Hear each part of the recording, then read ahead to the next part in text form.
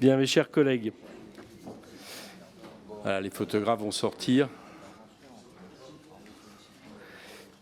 Il convient tout d'abord que nous procédions à la nomination d'un rapporteur sur la proposition de loi visant à renforcer le contrôle, la gouvernance et la responsabilité financière des agences et opérateurs de l'État, numéro 2445, qui est inscrite à l'ordre du jour de la journée réservée au groupe Modem et que nous examinerons en commission mercredi prochain, 25 février. Je saisis la candidature de M. Jean-Paul Mattei.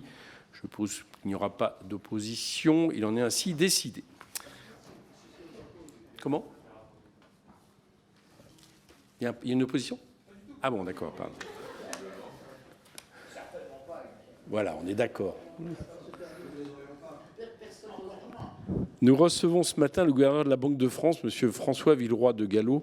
C'est la 5e audition du gouverneur de la Banque de France par notre commission depuis 2022 et peut-être la dernière. Je dis pas, je laisse peut-être, parce qu'on a jusqu'au mois de juin, sait-on jamais. Par notre commission depuis 2022 et sans doute la dernière compte tenu de l'annonce récente de votre départ anticipé avant la fin naturelle de votre mandat actuel à la tête de cette institution. J'ai donc beaucoup de plaisir à vous recevoir aujourd'hui, Monsieur le Gouverneur. La Banque de France a publié il y a une semaine son enquête mensuelle de conjoncture. Il en ressort une dynamique de l'économie française jugée compatible avec un rythme de croissance trimestrielle entre 0,2 et 0,3% pour l'année 2026, après une année 2025 au cours de laquelle la croissance du PIB s'est établie d'après les derniers chiffres de l'INSEE parus fin janvier à 0,9%. Mais au-delà de ces aspects conjoncturels, notre commission aura sans doute à cœur de vous interroger, Monsieur le Gouverneur, sur des points plus structurels et également sur les questions traitées par le Haut Conseil pour la stabilité financière. Sans plus tarder, je vous donne la parole. Merci, Monsieur le Président, Monsieur le rapporteur général, Mesdames et Messieurs les députés. Je vous remercie de me recevoir aujourd'hui, d'autant plus que, vous l'avez dit dans cette note personnelle, j'ai annoncé mon intention de quitter mes fonctions début juin pour succéder à Jean-Marc Sauvé à la présidence de la Fondation Apprentis d'Auteuil. C'est une décision personnelle et qui a pour moi le sens profond de reprendre une autre et belle mission au service de l'intérêt général, en l'occurrence l'aide sociale à l'enfance et la formation des jeunes en difficulté. Pour autant, comme je vous l'ai écrit, Monsieur le Président, Monsieur le rapporteur général, le dialogue que j'ai eu avec votre commission des finances, la confiance que je crois vous m'avez témoignée, ainsi qu'à la Banque de France, resteront d'un grand prix à mes yeux. Alors, je ne sais pas si c'est la dernière audition, la décision est dans votre main, mais je reste à votre disposition chaque jour jusqu'à début juin. Et dans cet esprit, je voudrais évoquer d'abord l'adaptation de notre politique monétaire face à l'environnement international incertain, avant aussi, dans ce propos introductif, d'aborder la musculation de notre potentiel économique français et européen. Vous y avez fait allusion. Alors, sur la politique monétaire et l'environnement international, je voudrais d'abord noter qu'avec une inflation en dessous de 2% en zone euro, 1,7% en janvier, nous avons remporté la bataille contre l'inflation. En France, et ceci a été confirmé ce matin par l'INSEE, l'inflation est même nettement plus basse, à 0,4% en indice harmonisé européen. Alors, sur l'inflation française, c'est cependant en partie l'effet de facteurs temporaires. J'en cite deux. La baisse de 15% des prix de l'électricité au 1er février 2025, qui va disparaître de l'effet de base ce mois-ci, et aussi les 18 jours de solde en janvier contre 13 l'an dernier. Vous voyez que quand je parle de solde, la Banque de France ne fait pas que de la macroéconomie. Alors, ces chiffres ont pu susciter deux questions. D'abord, est-ce que l'inflation est trop basse en France ? Nous ne le croyons pas, car l'inflation française devrait progressivement remonter tout en restant limitée. Alors j'en profite pour vous informer que nous l'attendons à un peu plus de 1% en moyenne cette année, donc plus que les 0,4, mais un peu moins, je le dis ce matin, que nos prévisions de décembre dernier qui étaient à 1,3%. Cette inflation plus basse pour le moment est globalement une bonne nouvelle pour notre pays. Elle soutient le pouvoir d'achat de nos concitoyens, que nous attendons à près de plus 1% en moyenne cette année. Et elle s'accompagne d'une modération salariale. La hausse des salaires est attendue toujours en moyenne à environ 2% en 2026. Ceci contribue à améliorer la compétitivité de notre économie. Pour souligner des chiffres peut-être peu mis en avant. Depuis fin 2019, la hausse du coût unitaire du travail dans le secteur marchand en France a été inférieure de 10 points à celle de l'Allemagne et de 6 points à celle de la zone euro dans son ensemble.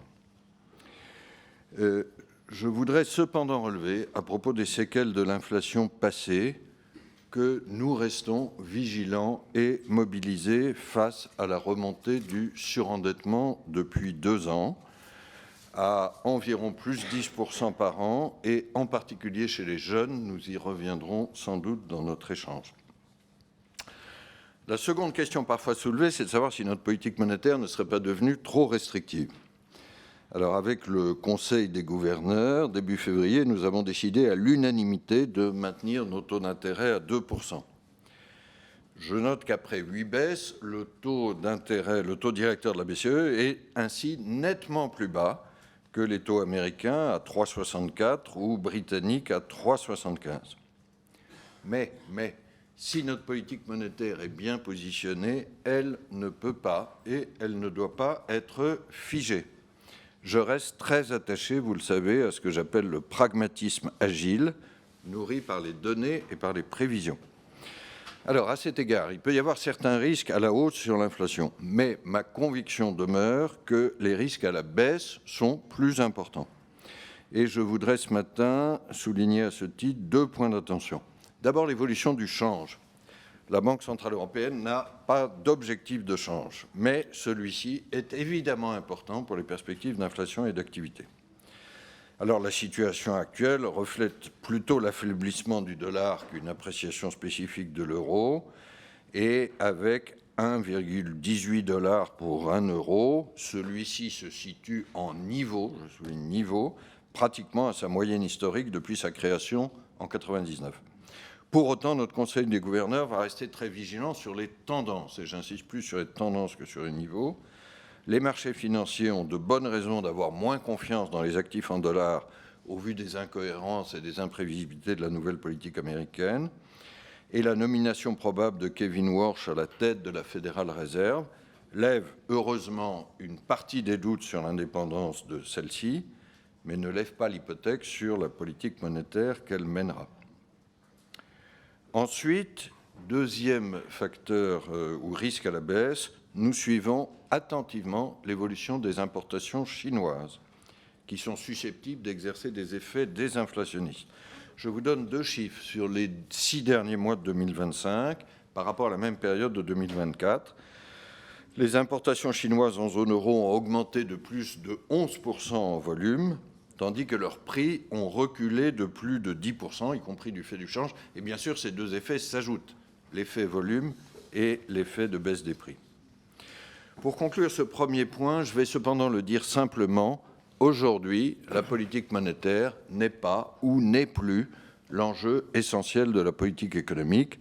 Celui-ci est de muscler durablement notre potentiel économique, et ça m'amène à mon deuxième point.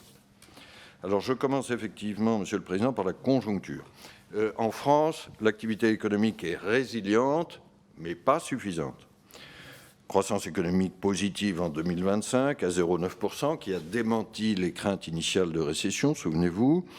Le PIB devrait progresser en 2026 d'au moins 1%. Et effectivement, notre dernière enquête mensuelle de conjoncture montre une activité économique renforcée en janvier, et ce qui est assez nouveau, parce qu'en général, quand l'enquête mensuelle regarde en avant, elle est plus pessimiste.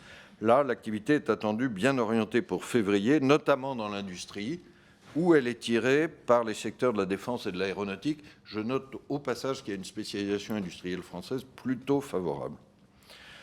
Cette résilience économique tient d'abord au courage des entrepreneurs et au travail des Français. Le taux d'emploi des 15-64 ans demeure globalement à un niveau historiquement élevé, à presque 70%, et il ne se replie pas. Alors reste, et je veux en dire un mot, la hausse récente du taux de chômage, plus 0,2 points de pourcentage au dernier trimestre.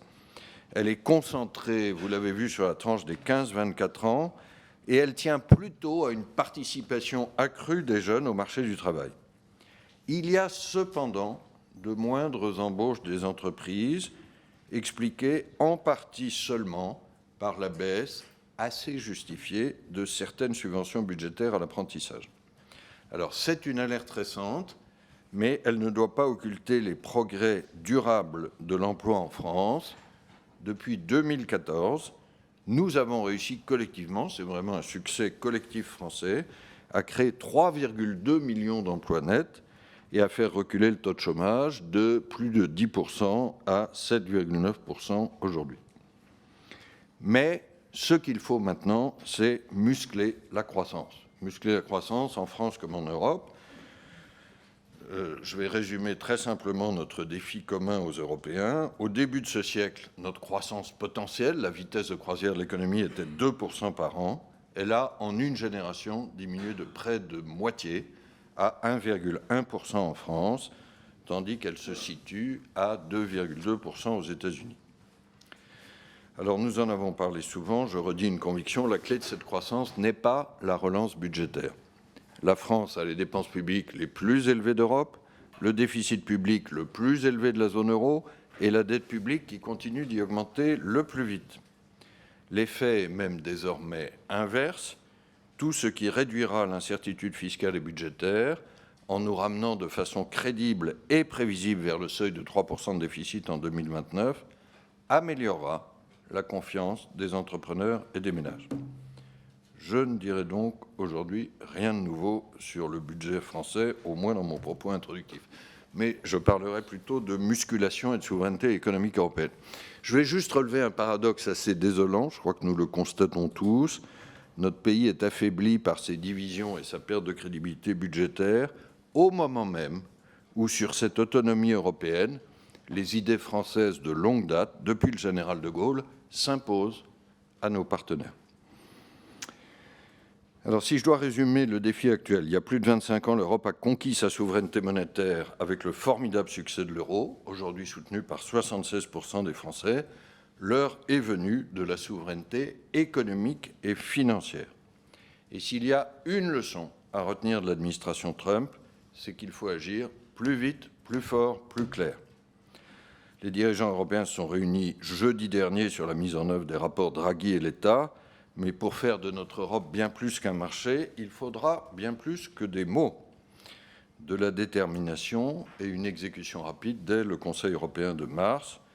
Il faut à présent un calendrier clair, j'en esquisse quelques contenus, poursuivre la simplification, mettre en place un 28e régime à l'horizon 2028, ce double 28 est ami de la mémoire, accélérer l'union de l'épargne et d'investissement pour renforcer le financement par fonds propres. Cette exigence de souveraineté vaut en particulier pour la monnaie et les paiements. Osons innover en partenariat public-privé pour adapter notre souveraineté monétaire à l'essor de la tokenisation. Pardon, je n'ai pas de traduction de ce mot barbare. Je vais souligner que l'Europe n'a pas ici à rougir. Du côté des transactions financières et interbancaires, cette année verra une première monnaie numérique de banque centrale et j'espère de premières monnaies commerciales tokenisées en euros, que ce soit des dépôts bancaires tokenisés ou des stablecoins. Pour le grand public, ce sera l'euro numérique combiné, je souligne ce combiné, à un ou des schémas de paiement privés comme Wero ou EPI. Là aussi, nous y reviendrons sans doute. Je conclus avec ces mots du philosophe Alain que vous connaissez, le pessimisme est d'humeur, l'optimisme est de volonté. Alors je suis toujours prudent avec ce mot d'optimisme, mais je crois, comme vous, à la volonté. Notre jeu individuel à nous, Français, reste excellent. Notre résilience économique en est la preuve. Mais c'est notre jeu collectif qui est très perfectible. Notre longue histoire est jalonnée de relèvements inattendus. Notre relèvement économique est nécessaire et il est possible, j'en suis convaincu. Il passe désormais par la souveraineté économique européenne. Si vous me permettez de résumer tout ceci d'une phrase, notre destin est avant tout entre nos mains, bien plus que dans celle de l'administration américaine, si et seulement si nous le voulons. Je vous remercie de votre attention. Merci, Monsieur le Gouverneur. J'ai 3 séries de questions pour ma part à vous poser. La première, le taux d'épargne ne diminue guère. Selon les chiffres publiés vendredi dernier par la Banque de France, il demeure de 18% à la fin du 3e trimestre de l'année 2025, alors que sa moyenne des 2 décennies précédant la pandémie était d'environ 14,5%. L'an dernier, vous avez qualifié l'épargne de, je cite, réserve de croissance importante et préconisé de l'orienter davantage vers les fonds propres des entreprises et l'innovation, ainsi que de faire en sorte qu'elles servent davantage aux investissements européens, alors que, disiez-vous, je vous cite toujours, environ 300 milliards d'euros par an financent des investissements hors Europe, notamment aux États-Unis. Du coup, quelle action concrète recommanderiez-vous aujourd'hui pour atteindre ces objectifs ? Ces investissements ne risquent-ils pas d'être vains ou au moins insuffisants s'ils se concentrent uniquement sur la défense et la compétitivité au détriment notamment de la bifurcation écologique ? Pensez-vous crédibles les annonces du président de la République le 10 février dernier s'agissant d'une capacité européenne commune d'endettement ? Ces potentiels fonds européens qui devront par ailleurs être remboursés par les États, donc les contribuables, ne risquent-ils pas de servir de chantage pour imposer des réformes néolibérales, comme cela a été le cas pour le plan de relance Covid? C'est ma première série de questions. Ensuite, je voudrais vous interroger sur le dernier rapport sur la stabilité financière. Dans ce rapport, la Banque de France évoque la capacité de la France à financer sa dette publique. On le sait, nous finançons cette dette sans problème actuellement et nous sommes loin d'une crise de financement. Cependant, il est relevé que cette dette est de moins en moins financée par la Banque centrale et de plus en plus par des fonds spéculatifs étrangers installés dans des paradis fiscaux. Cette tendance n'est pas sans risque. Recherchant le profit à tout prix, ces fonds vendront en urgence les titres de dette dès le premier signe de fébrilité des marchés, ce qui dégraderait les conditions de financement. Toutefois, il est difficile d'évaluer ce risque puisque, comme la Banque de France le note, le poids des fonds spéculatifs dans le total des détentions de titres reste difficile à estimer. Du coup, pourriez-vous nous indiquer comment ce risque pourrait-il être mieux connu ? Ne serait-il pas nécessaire d'avoir un recensement clair et exhaustif des détenteurs de titres de dette ? Ce phénomène qui progresse n'appelle-t-il pas à sortir la dette de la main des marchés financiers, ou au moins en partie, comme nous l'avions fait au moment de la dette Covid? Enfin, dernière série de questions.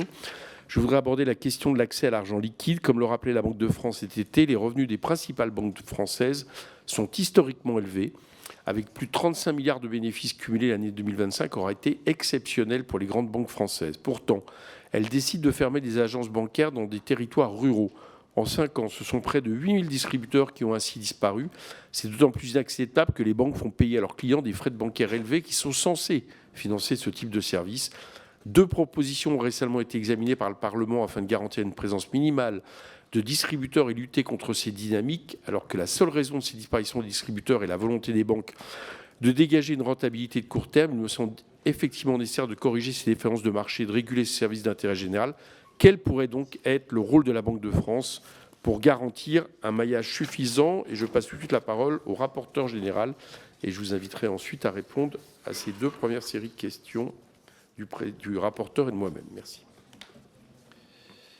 Merci, Monsieur le Président. Monsieur le Gouverneur, d'abord, je voulais vous rendre hommage à votre action à la fois à la Banque de France et au Conseil des gouverneurs, grâce à laquelle le crédit et l'économie ont été soutenus. Et vous l'avez dit dans votre propos liminaire, la bataille de l'inflation a été gagnée grâce à l'effort des Français, des entrepreneurs, mais aussi, bien entendu, grâce aux politiques que vous avez menées. J'ai 3 ou 4 questions à vous poser. La première, c'est sur la question des taux d'intérêt. Vous avez évoqué les risques à la hausse, les risques à la baisse. Vous avez souligné le fait que les risques à la baisse étaient sous-estimés dans le débat, et j'aimerais vous entendre sur ce sujet. La deuxième question concerne les risques mondiaux. Au-delà des risques traditionnels dans toutes les économies, les guerres, les grands mouvements d'instabilité, il y a 3 risques aujourd'hui qui sont peut-être plus d'actualité. Le risque d'une crise sur le marché de la dette privée. On a eu quelques exemples de banques qui ont déjà souffert, pas seulement aux États-Unis, comme il a été dit, mais aussi en Europe. La question des crypto-monnaies, y a-t-il une bulle des crypto-monnaies? Et on peut imaginer facilement ce que se passerait en cas d'explosion de cette bulle des crypto-monnaies, par effet en cascade. Et peut-être un 3e risque, c'est la question de l'intelligence artificielle, des investissements considérables qui sont consacrés à celle-ci, et le risque peut-être de voir un jour les investisseurs se poser la question de la rentabilité de leurs investissements. Ces 3 risques, crypto-monnaie, crédit privé et investissement en IA, comment vous les évaluez et surtout quelles sont, selon vous, les mesures qu'il faudrait prendre dès maintenant pour ne pas se retrouver dans une grande difficulté s'il s'avérait? Question suivante sur les prêts immobiliers. Le Haut Conseil maintient ses recommandations. Pas plus de 25% sur le crédit immobilier de vos revenus, 35% de vos revenus, pas plus de 25 ans. Est-ce que vous pensez envisageable d'assouplir ces mesures qui probablement auraient un effet positif sur l'économie si le marché de l'immobilier se relançait? Vous savez que l'Assemblée et le Sénat ont adopté, et le gouvernement plus exactement par voie de 49.3, une disposition dite du bailleur privé qui vise à pousser les investissements. Est-ce qu'il est envisageable d'alléger les mesures que je viens de citer? Et enfin, dernier point, peut-être de façon plus personnelle, avec l'expérience que vous avez acquise, avec également l'histoire que vous avez vécue à votre nomination, où certains à l'époque ont dit que peut-être la nomination de quelqu'un qui viendrait du Sérail, de la Banque de France, aurait été préférable, et le fait qu'en réalité, par le travail que vous avez accompli et l'énergie que vous avez déployée, au fond, la raison ne leur a pas été donnée. Quel serait le conseil que vous donneriez sur le profil de votre successeur? Allez-y, monsieur le gouverneur. C'est une série de questions. Pardon, mais merci beaucoup, Monsieur le Président, Monsieur le rapporteur général. C'est des questions évidemment assez riches. Alors, Président, vous me surveillez toujours sur la longueur de mes réponses, mais c'est la richesse de vos questions. Sur la question du taux d'épargne, et puis vous y avez adjoint la capacité budgétaire européenne. Effectivement, le taux d'épargne est beaucoup plus élevé, vous l'avez relevé, qu'avant le Covid. Il constitue une réserve de croissance. Je crois que le principal déterminant reste le sentiment d'incertitude. Et il y a un taux d'épargne qui a remonté partout en Europe parce qu'il y a une incertitude internationale. Il a remonté relativement plus en France parce que s'y ajoute une incertitude nationale. Et donc, je l'ai dit, tout ce qui réduirait l'incertitude budgétaire et fiscale et irait dans le sens de la stabilité et de la prévisibilité serait bienvenu. Comment est-ce qu'on peut utiliser cette épargne française et européenne davantage pour les fonds propres?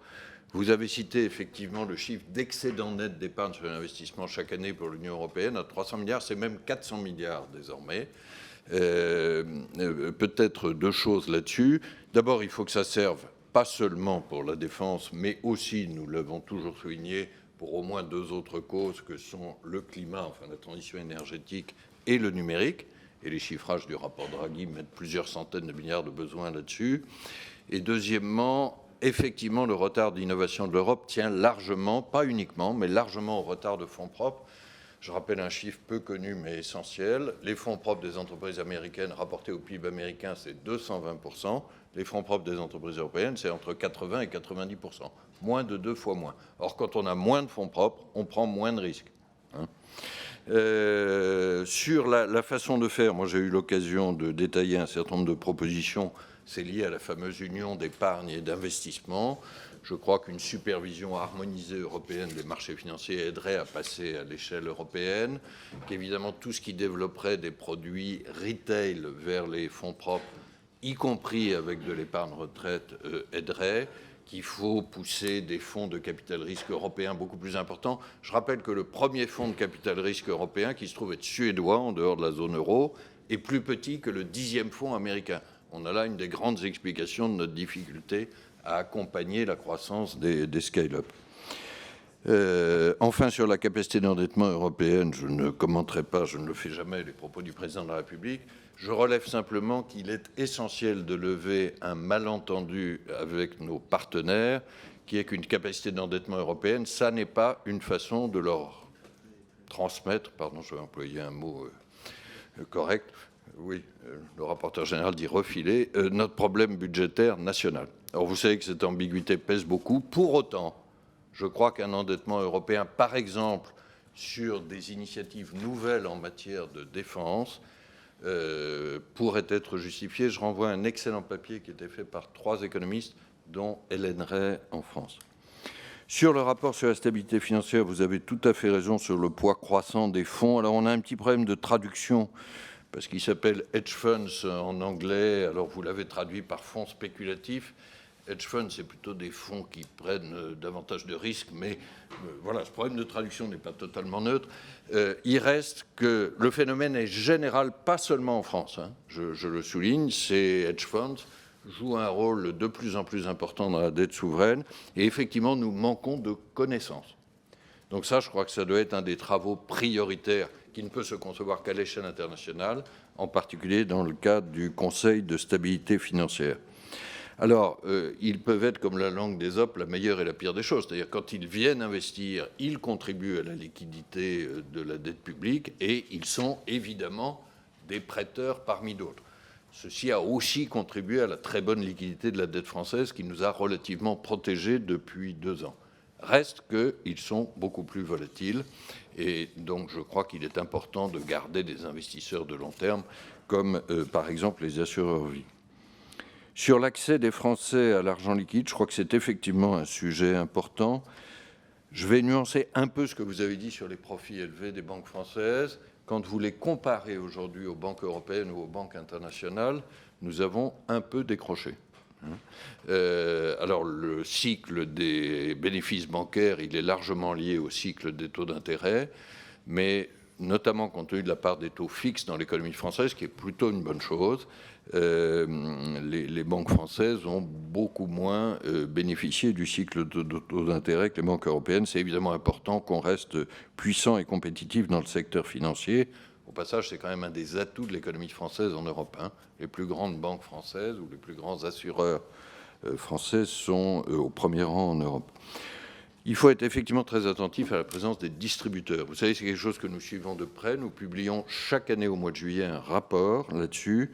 Sur la baisse récente que vous avez citée, en tout cas sur les toutes dernières années, elle est un peu plus dans les villes que dans les bourgs ruraux, et ça nous paraît un point effectivement à surveiller.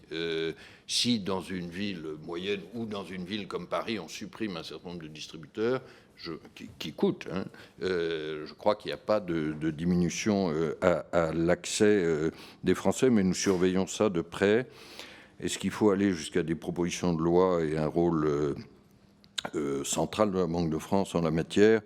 Vous connaissez, Monsieur le Président, notre prudence ou notre modestie en la matière. Néanmoins, je redis ici que la Banque de France n'abandonnera jamais les espèces et que nous nous sommes engagés à maintenir un réseau de caisses, au moins une par région, pour la décennie qui vient. Et ce n'était pas un choix totalement évident parce que le recours des Français aux espèces diminue. Mais l'accès aux espèces est un droit central de nos concitoyens. Et pourquoi? Parce que c'est un élément central de confiance dans la monnaie. Monsieur le rapporteur général, merci de vos mots personnels qui ont amené une question assez personnelle à la fin. Ça ne m'a pas totalement surpris parce que je l'attendais sans doute de la part d'Indérence ce matin, j'y viendrai. Sur les taux d'intérêt et les risques à la baisse, je n'ai pas dit exactement qu'ils étaient sous-estimés, j'ai dit qu'ils me paraissaient plus importants que les risques à la hausse. Pardon, c'est ma précision de banquier central. J'en ai cité 2 sur le change et les importations chinoises. Je crois qu'il faut qu'on surveille de très près. Je vais en citer un 3e qui va faire la transition avec votre question totalement justifiée sur les risques mondiaux. Si nous nous trouvons face à un épisode d'instabilité financière majeure, pour le dire un peu brutalement, face à une crise financière, probablement d'origine américaine, ça, c'est évidemment un risque majeur sur l'activité économique et un risque déflationniste ou désinflationniste. Or, c'est le sens de notre rapport de stabilité financière que le président a aussi cité. Il y a aujourd'hui des risques sérieux. Et les différents risques que vous avez cités existent tous. Ils ne se compensent pas entre eux, au contraire, ils peuvent se cumuler. Et je ne prétendrai pas du tout dire ici d'où peut partir une éventuelle crise financière. L'histoire nous apprend simplement que géographiquement, elle part des États-Unis en général, et les tentatives de déréglementation aujourd'hui, de ce point de vue-là, ne sont pas rassurantes. Il y a le marché de la dette privée, il y a alors ce que vous avez appelé les crypto-monnaies, vous ne serez pas surpris que je réagisse parce que les cryptos ne seront jamais des monnaies à nos yeux, mais je fais simplement une distinction. Je crois que dans crypto, vous entendiez Bitcoin et ses cousins. Là, on a des actifs très spéculatifs, effectivement une forte baisse depuis octobre dernier. avec la même technologie, c'est-à-dire la tokenisation et la blockchain, on a aussi un produit qui est, je crois, beaucoup plus intéressant, qui est les stablecoins. On y reviendra peut-être à propos de la révolution de la tokenisation. Mais il y a eu bulle des cryptos, et je redis ce que j'ai toujours dit, quel que soit le cours du Bitcoin, ce sont des actifs très spéculatifs. On peut bien sûr y investir, mais c'est réservé à des investisseurs avisés à leurs risques et périls. Et ceux qui nous racontaient que les arbres pouvaient monter jusqu'au ciel et que le crypto, c'était un investissement sans risque et à haut rendement, racontaient des histoires. L'histoire financière nous le disait, et ce qui se passe depuis octobre le confirme. Alors, sur les mesures à prendre dès maintenant, je souligne quand même que ces 3 zones de risque que vous avez citées sont aujourd'hui beaucoup plus importantes aux États-Unis qu'en Europe. D'abord, en Europe, la régulation me paraît plus solide, et le développement de la dette privée, des cryptos, et malheureusement de l'IA, est moins important. Mais il faut que nous tenions aux grands principes de la réglementation internationale, à commencer par Bâle III. Ça n'empêche pas de simplifier certaines réglementations financières, mais il ne s'agit pas du tout de lâcher la bride au risque d'instabilité. Sur les crédits immobiliers et la norme HCSF, je crois qu'elle est faite pour éviter des risques de surendettement des ménages. Or, ça n'est pas un risque théorique. J'ai cité tout à l'heure des chiffres. Je note que ces normes de bon sens, c'est-à-dire pas plus de 25 ans et pas plus de 35% de taux d'effort, s'accompagnent d'une marge de flexibilité, je crois que c'est la bonne réponse à votre question, de 20%, qui est loin d'être saturée aujourd'hui. On est entre 16 et 17%, et chaque banque, chacune des 6 grandes banques françaises, a un espace pour prêter plus. Donc je crois qu'il n'y a pas de raison aujourd'hui d'assouplir cette norme, puisque la marge de flexibilité est la bonne réponse. Est-ce que je peux partager avec la Commission des finances une remarque sur le logement et la question centrale du financement de l'immobilier? Plaisir. Non, mais nous partageons tous cette préoccupation, mais je ne crois pas avoir fait déjà cette remarque ici. Je suis frappé par le fait qu'en France, comme dans la quasi-totalité des pays avancés, il y a eu des financements très importants sur l'immobilier. Quand vous regardez l'évolution du crédit immobilier en France, par exemple, elle a été beaucoup plus rapide que celle du PIB. Nous avons publié en début de semaine le taux d'endettement des ménages ou le taux d'endettement des entreprises, au passage, mais ce taux d'endettement des ménages a beaucoup augmenté. Et à peu près partout, il y a eu beaucoup de crédits immobiliers, notamment au moment de la politique monétaire non conventionnelle. Par ailleurs, quand vous regardez les financements publics, ils sont moins importants que les financements privés, mais ils sont relativement élevés en France par rapport aux autres pays. Ce que nous voyons à peu près partout, pas seulement en France, c'est que depuis 2 décennies, cette masse de financement s'est traduite par une augmentation des prix de l'immobilier et pas par une augmentation des volumes. Et là, je crois qu'il y a une question partagée sur tous les rangs de la Commission. Ça peut renvoyer à certaines normes, ça peut renvoyer au problème de l'offre foncière. Ça n'est pas que français, mais je suis frappé par ce phénomène et par le fait qu'il n'est pas posé en général de la façon aussi simple. Ça, je crois qu'il y a vraiment un sujet sur lequel il faut travailler. Alors, j'ai réussi jusqu'à présent à ne pas répondre à la question plus personnelle, mais j'y arrive. D'abord, merci de ce que vous avez dit sur 2015 et ses suites. Alors, sur mon successeur ou ma successeur, ça peut être un homme ou une femme, vous aurez, Monsieur le Président, Monsieur le rapporteur général, Mesdames et Messieurs les députés, beaucoup plus de pouvoir que moi, puisqu'il ou elle aura l'honneur de venir devant votre commission. Je n'interviens pas dans le processus. Je ne crois pas avoir à dessiner un profil idéal. Ce que j'aurais... Mais non, mais moi, je suis respectueux de la Constitution et de la loi de la République. Je ne suis pas partie prenante dans le processus de nomination. Est-ce que je peux juste dire une ou deux choses? Personne. Non, vous allez voir. J'ai peur de vous décevoir, mais je vais être très sincère. D'abord, je lui dirai bravo et bonne chance, parce que je vais le dire très simplement, avec un tout petit peu d'émotion. J'ai un long parcours public. La Banque de France a été la plus belle mission de ma vie. Parce qu'elle mêle beaucoup de choses.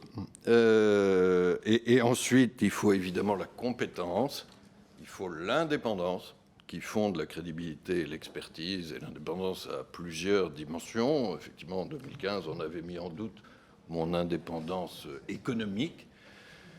Vous me permettez juste un souvenir, je ne sais pas si certains d'entre vous étaient là le 29 septembre 2015. Je me souviens chaque fois que je viens ici de ce jour.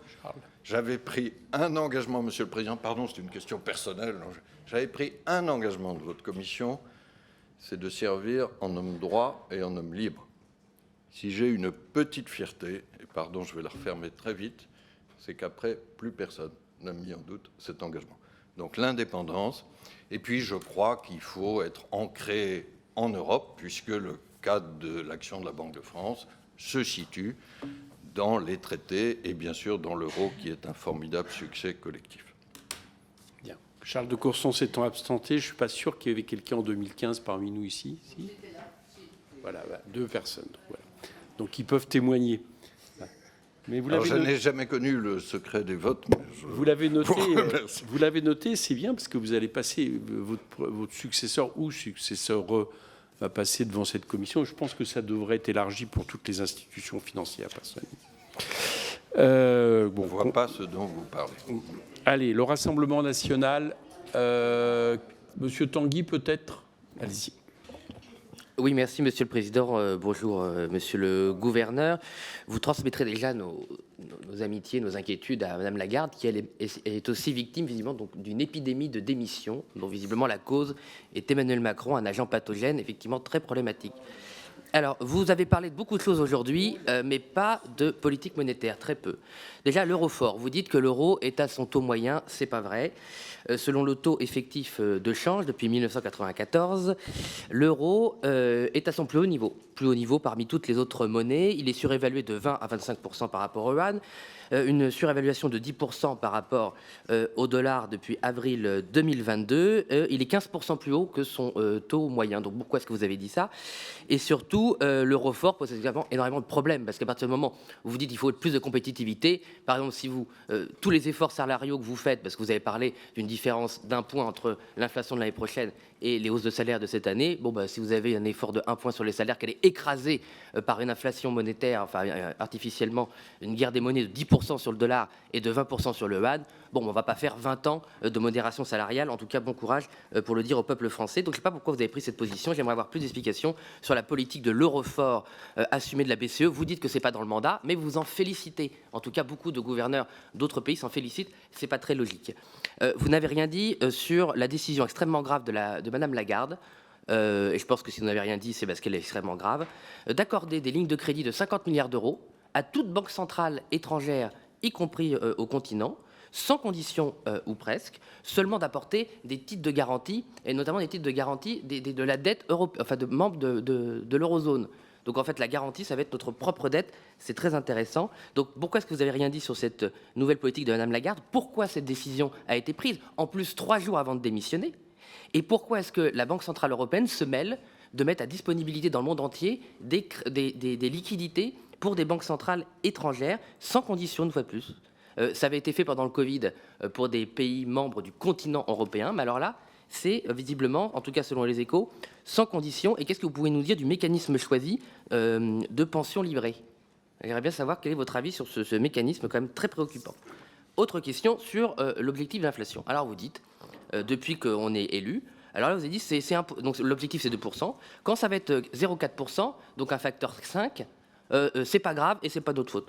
Quand c'est 1%, facteur 2, c'est pas grave, c'est pas notre faute. Et puis alors quand c'était aussi une surinflation de 6%, c'était pas grave et puis c'était pas non plus de votre faute. Alors en fait, à partir du moment où c'est votre seul mandat, c'est de maintenir à 2% l'inflation, à quoi vous servez?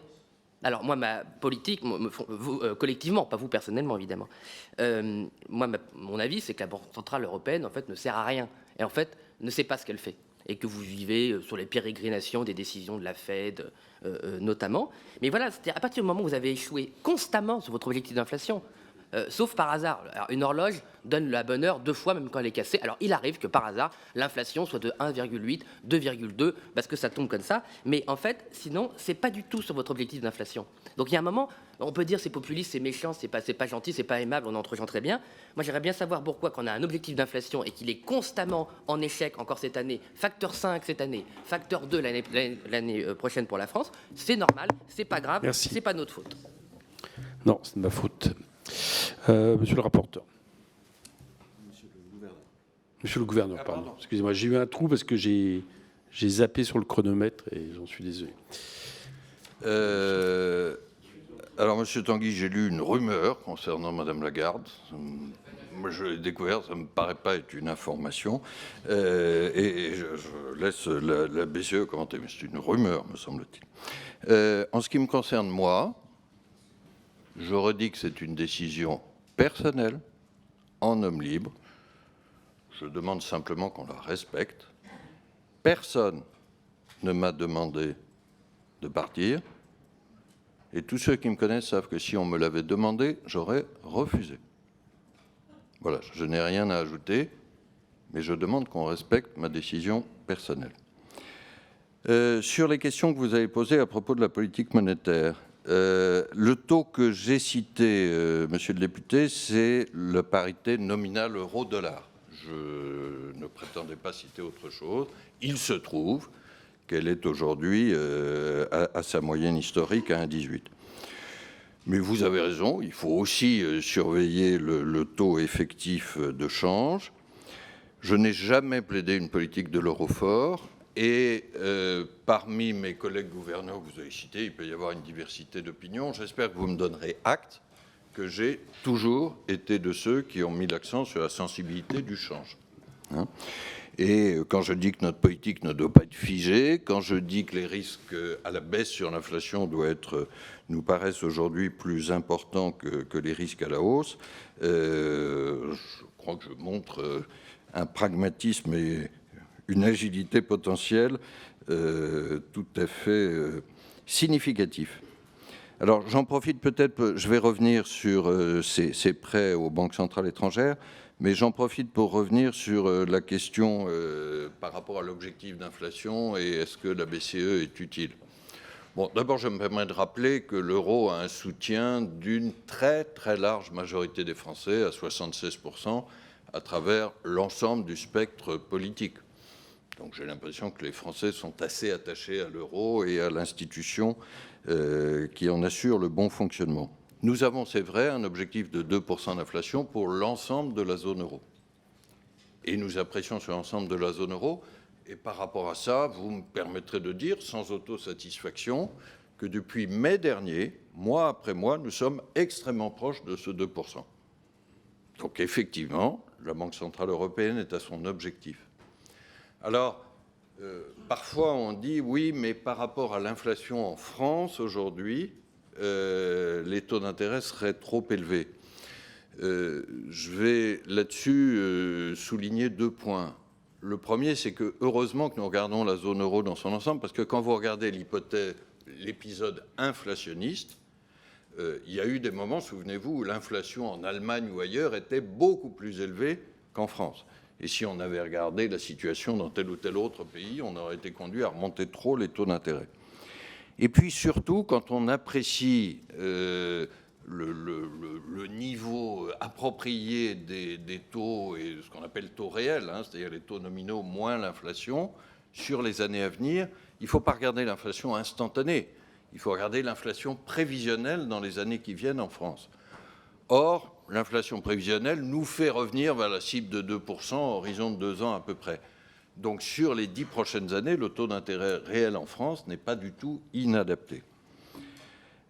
Enfin, sur la question que vous avez posée à propos des prêts aux banques centrales étrangères, je crois pouvoir vous rassurer là-dessus. Ça prend effectivement le mécanisme de la pension livrée ou du repo, et ce sont des mécanismes très sécurisés, puisque nous exigeons d'avoir des dépôts de garantie sur des titres en euros, qui restent de bonne qualité, et donc il n'y a pas de risque de défaillance. Il y a un autre mécanisme qui serait un mécanisme plus risqué, c'est le mécanisme dit de swap, où simplement on prête des devises en euros contre des devises de la Banque centrale étrangère considérée, et elles peuvent être de moins bonne qualité. Mais le mécanisme de repo me paraît très sécurisé, ça participe d'un développement du rôle international de l'euro, dont je crois tout le monde ici peut se féliciter. Je note d'ailleurs que les autres grandes banques centrales étrangères, à commencer par la Fédérale Réserve américaine, ont des mécanismes de ce type, parfois d'ailleurs moins sécurisés, parce qu'il peut y avoir un peu plus de swap et moins de repo, mais je crois que c'est une décision qui va dans le bon sens. Ça n'est au passage pas seulement celle de Madame Lagarde, c'est celle du Conseil des gouverneurs. Merci. On va passer à Jean-René Cazeneuve pour le groupe Ensemble pour la République. Merci, Monsieur le Président. Je voudrais d'abord réagir à la question précédente de Monsieur Tanguy. Et on a là une belle illustration qu'en matière de violence des mots, en matière de violence des propos, le Rassemblement national n'a rien à envier à la France insoumise. Monsieur le gouverneur, je voudrais franchement rendre hommage à votre... Vous avez votre question. Je voudrais rendre hommage, Monsieur le gouverneur. Bah, écoutez, je suis désolé, hein, mais oui. On était tous là. L'objectif. C'est bon. Continuez.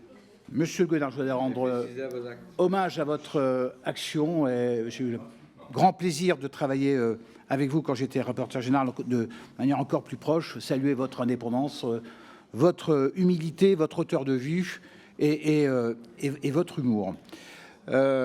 C'est aussi tout à votre honneur que de quitter ce magnifique poste pour une magnifique association qui est celle de la Fondation d'Auteuil. Je suis certain que vous aurez une expérience extrêmement riche à la hauteur de celle que vous avez eue à la Banque de France. Je voudrais revenir sur deux points qui ont déjà été abordés. Le premier, c'est l'emprunt européen.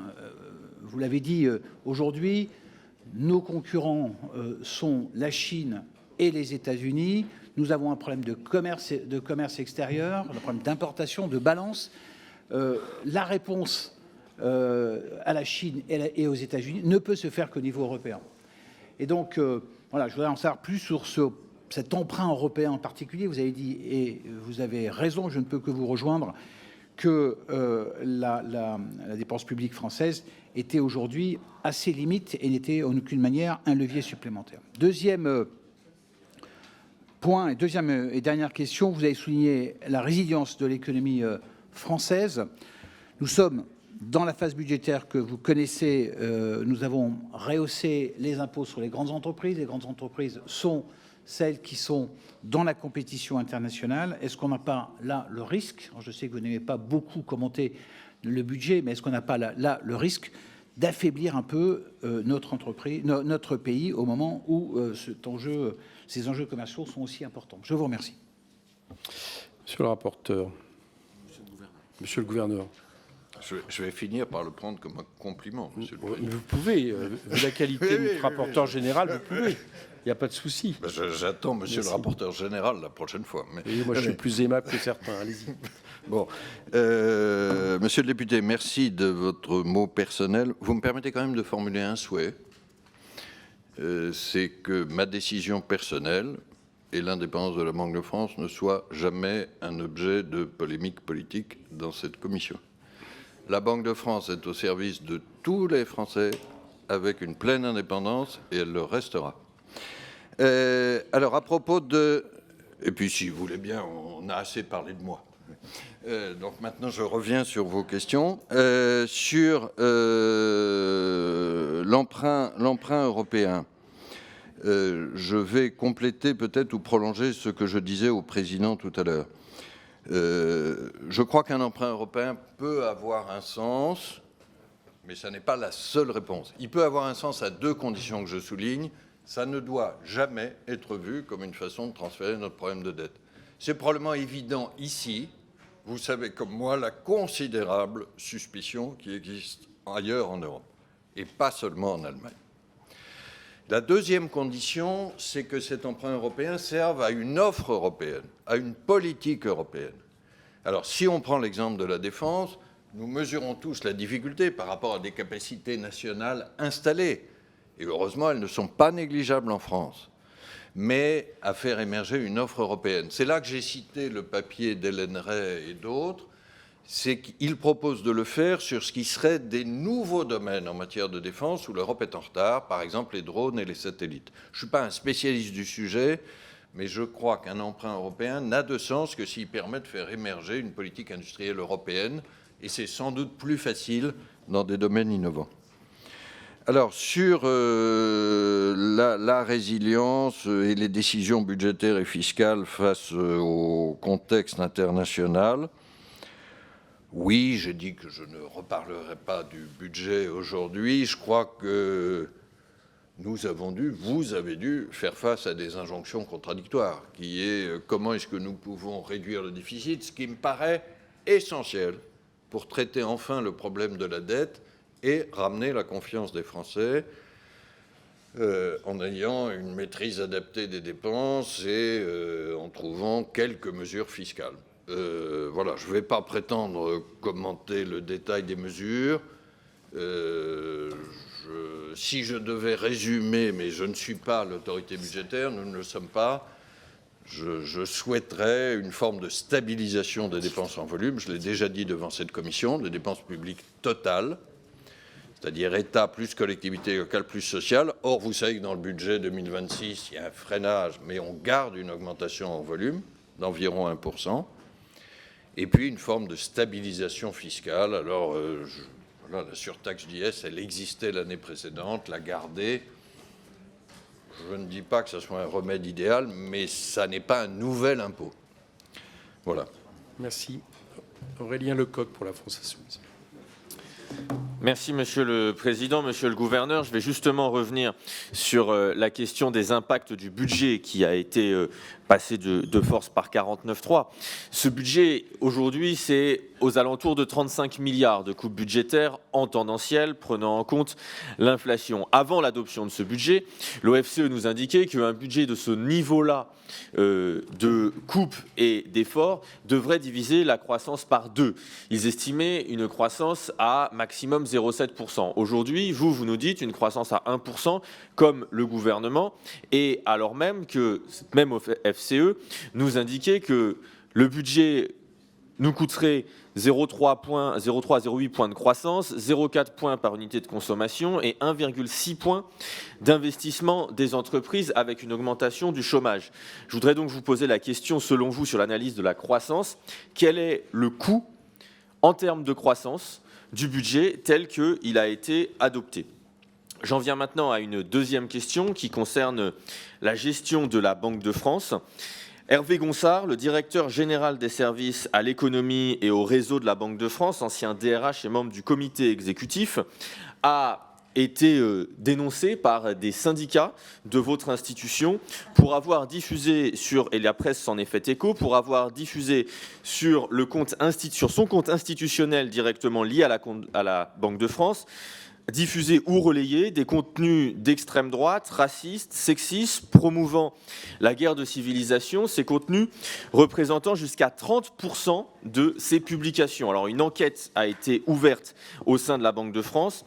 J'aimerais savoir, Monsieur le Gouverneur, si l'enquête est doublée d'une procédure disciplinaire et pourquoi aucune mesure de suspension n'a été prise à titre conservatoire, alors même que ces actes entachent l'image de l'institution et sont contraires à l'ensemble des règles qui la régissent. Par ailleurs, et je termine là-dessus, Monsieur Gonsard était le DRH qui est responsable de 25% de baisse d'effectifs ces dernières années, qui, et je vous avais interpellé là-dessus la dernière fois que vous êtes venu dans notre commission, ont conduit à 3 suicides. Vous m'aviez dit que c'était des drames personnels. Pourtant, le cabinet Technologia, qui a été mandaté pour travailler sur la Banque de France, a relevé 38 cas avérés de risques psychosociaux et vos rapports internes à vous-même, à la banque, ont fait passer le risque de risques psychosociaux de faible à 2015 à majeur aujourd'hui. Monsieur le Gouverneur. Oui, bien sûr. Alors, Monsieur Lecoq, sur l'impact du budget sur la croissance, j'ai un peu répondu dans mon propos liminaire. Notre analyse, c'est que c'est globalement neutre. Je m'explique. Il y a un effet keynésien traditionnel. L'OFCE le chiffre à 0,7, ça nous paraît probablement élevé, mais cet effet existe. Il est compensé, à nos yeux, aujourd'hui, je ne vais pas vous dire que c'est à 0,1% près, par l'effet d'incertitude qu'il y aurait un déficit prolongé, ou de réduction d'incertitude, plus positivement, qu'opère la réduction du déficit. La meilleure preuve en est, vous pouvez regarder tous nos documents, c'est que quand nous avons dû faire nos prévisions en décembre 2025, c'est la même chose en décembre 2024. Nous ne connaissions pas encore ce que serait le budget pour l'année suivante, pour des raisons de calendrier que vous connaissez. Et nous avons dit que nous prenions une hypothèse sur le budget. Nous avons à chaque fois fait la même hypothèse, c'était le PLF déposé par le gouvernement. Or, le budget final a été assez différent, mais que nous ne considérions pas que le niveau final du déficit modifierait l'hypothèse de croissance, parce que les deux effets que je viens de citer se compensent. Je crois que la réalité nous a donné raison. Notre prévision sur 2025 s'est avérée juste. On a même été amené à la baisser en début d'année et puis à la remonter en deuxième partie d'année. Voilà, et nous sommes aujourd'hui confiants sur le 1% de croissance pour 2026, mais évidemment, nous suivons les choses de près. Sur la question que vous avez posée interne à la Banque de France, nous avons été totalement transparents hier, mais je le redis devant la Commission. La direction de la banque a été informée de likes sur le réseau LinkedIn par un cadre supérieur, manquant, selon toute apparence, au devoir de réserve et à la neutralité que doivent respecter tous les agents de la banque. Nous avons donc décidé l'ouverture sans délai d'une enquête et le cadre en cause a évidemment arrêté immédiatement cette pratique et il a par ailleurs retiré les messages concernés. Je voudrais un tout petit peu préciser ce qui est en cause, parce que là aussi, je ne veux pas que l'indépendance de la Banque de France soit prise dans une polémique politicienne. Ce qui est en cause, ce n'est pas les opinions privées de chacun et leur diversité. Allez-y, monsieur le gouverneur. Je peux répondre ? Bien sûr. C'est le fait de les exprimer publiquement sur un réseau social professionnel. La Banque de France est au service de tous les Français et elle veille attentivement à exercer ses missions en toute indépendance politique. Notre règle de conduite n'est donc pas politique, elle est déontologique.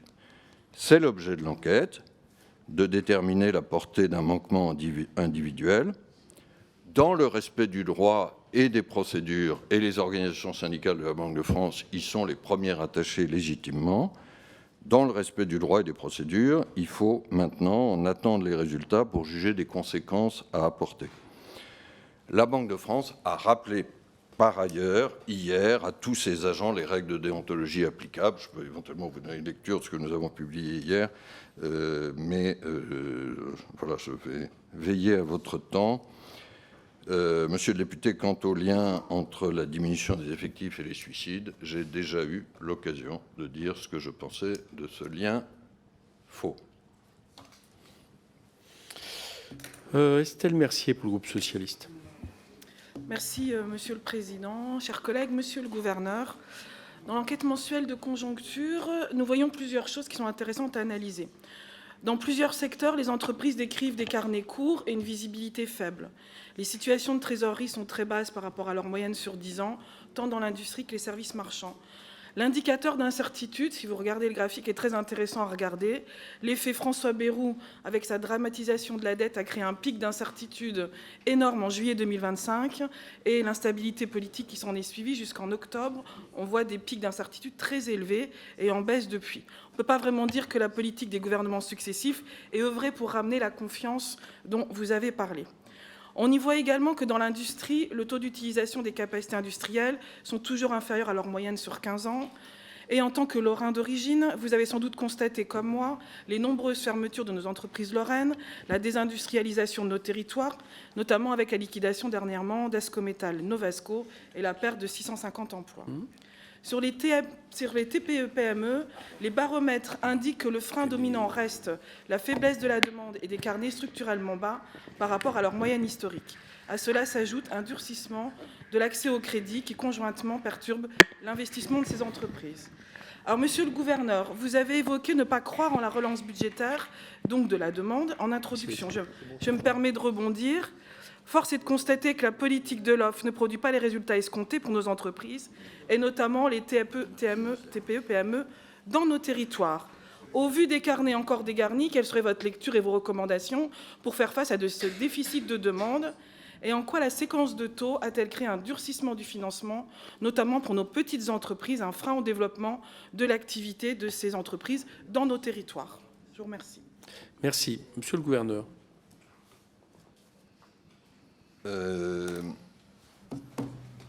Madame la députée, alors effectivement, l'enquête mensuelle de conjoncture montre mois après mois des carnets de commandes assez courts et une incertitude élevée.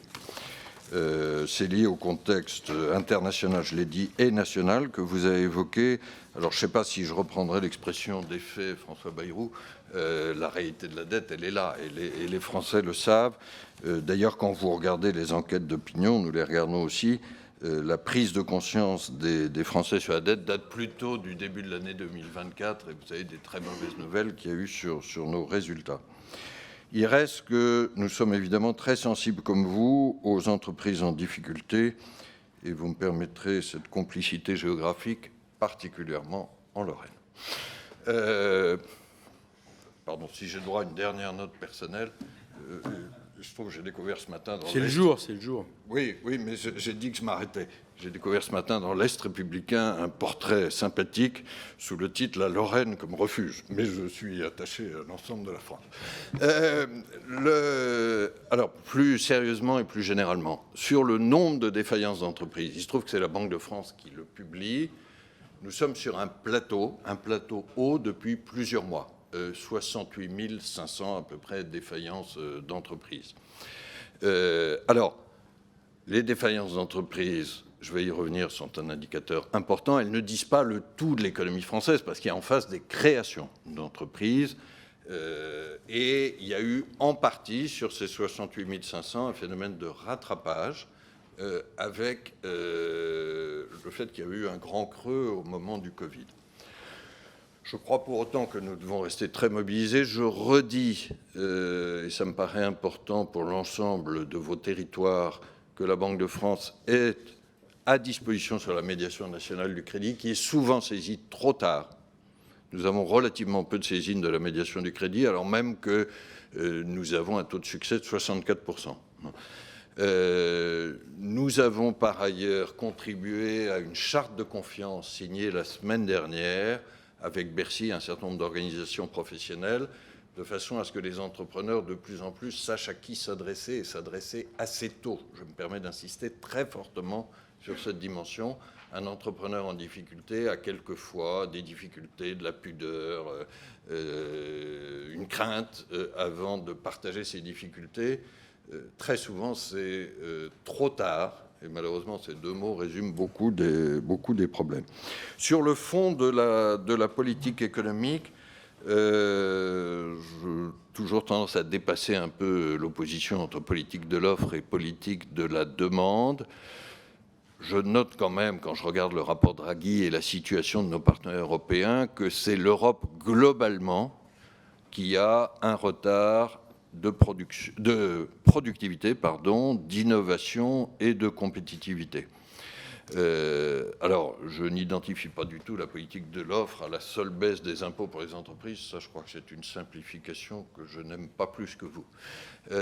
Mais l'idée qu'il faut vraiment muscler notre capacité productive me paraît être quand même un peu le centre du défi. Nous avons tendance aujourd'hui en France, c'est peut-être notre génie national, mais à noircir beaucoup notre tableau économique. Nous avons quand même beaucoup de force. Et j'ai souligné que dans l'industrie, notre spécialisation aujourd'hui sur la défense et l'aéronautique est plutôt un atout.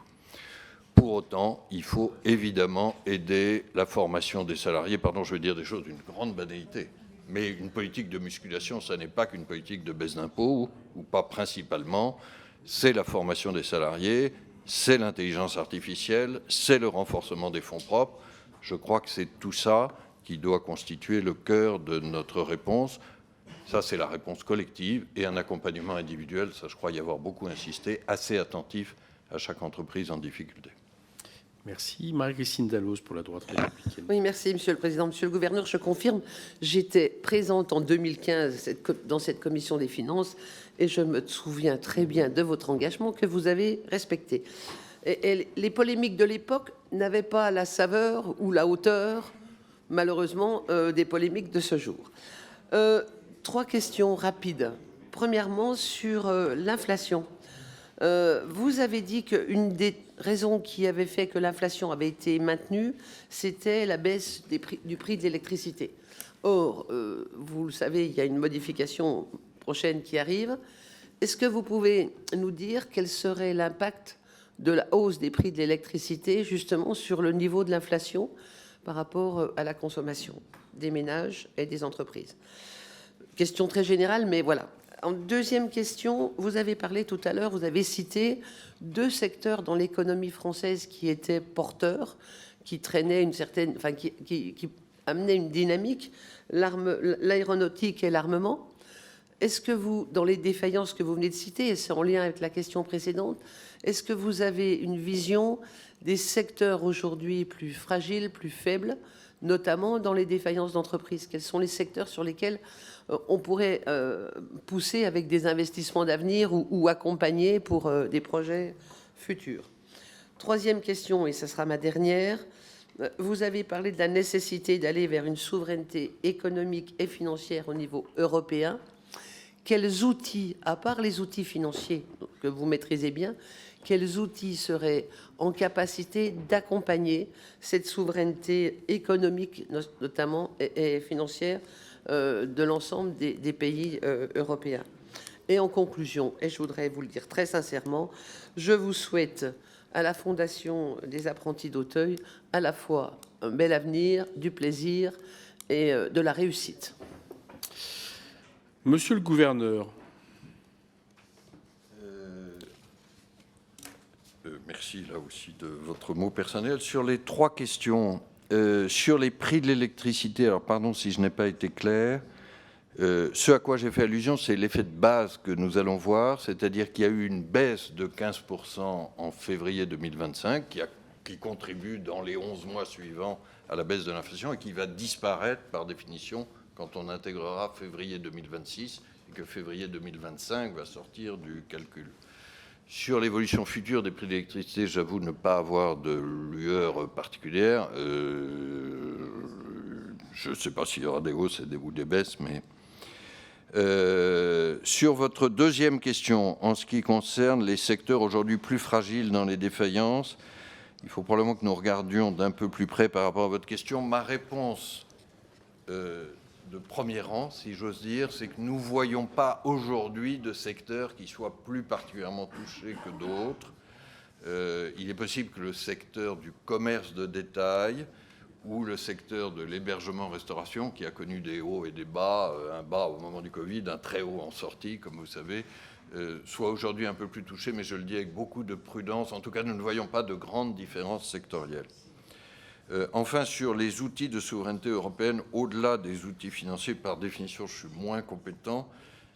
Je ne sais pas, Madame la députée, si vous pensiez à tel ou tel outil en particulier, et notamment, évidemment, tout ce qui est souveraineté ou puissance militaire et diplomatique. Ça, je ne peux qu'abonder, mais en même temps toucher ma limite. Mais je ne sais pas si j'ai saisi complètement votre question. Il y a évidemment un débat qui me dépasse, c'est dans quelle mesure souveraineté économique, puissance militaire et capacité diplomatique sont séparables ou pas. Voilà, le mot de géopolitique est revenu considérablement, y compris dans les débats économiques, y compris dans les comités exécutifs d'entreprise. Je crois que ça montre cette imbrication, mais pour autant, la Banque de France ne prétend pas avoir de compétences particulières en la matière. Merci. Eva Sas, écologiste. Merci, Monsieur le Président. Monsieur le Gouverneur, en 2026, la BCE doit revoir son cadre opérationnel de politique monétaire. Et ma première question portera sur le cadre de collatéral de l'eurosystème.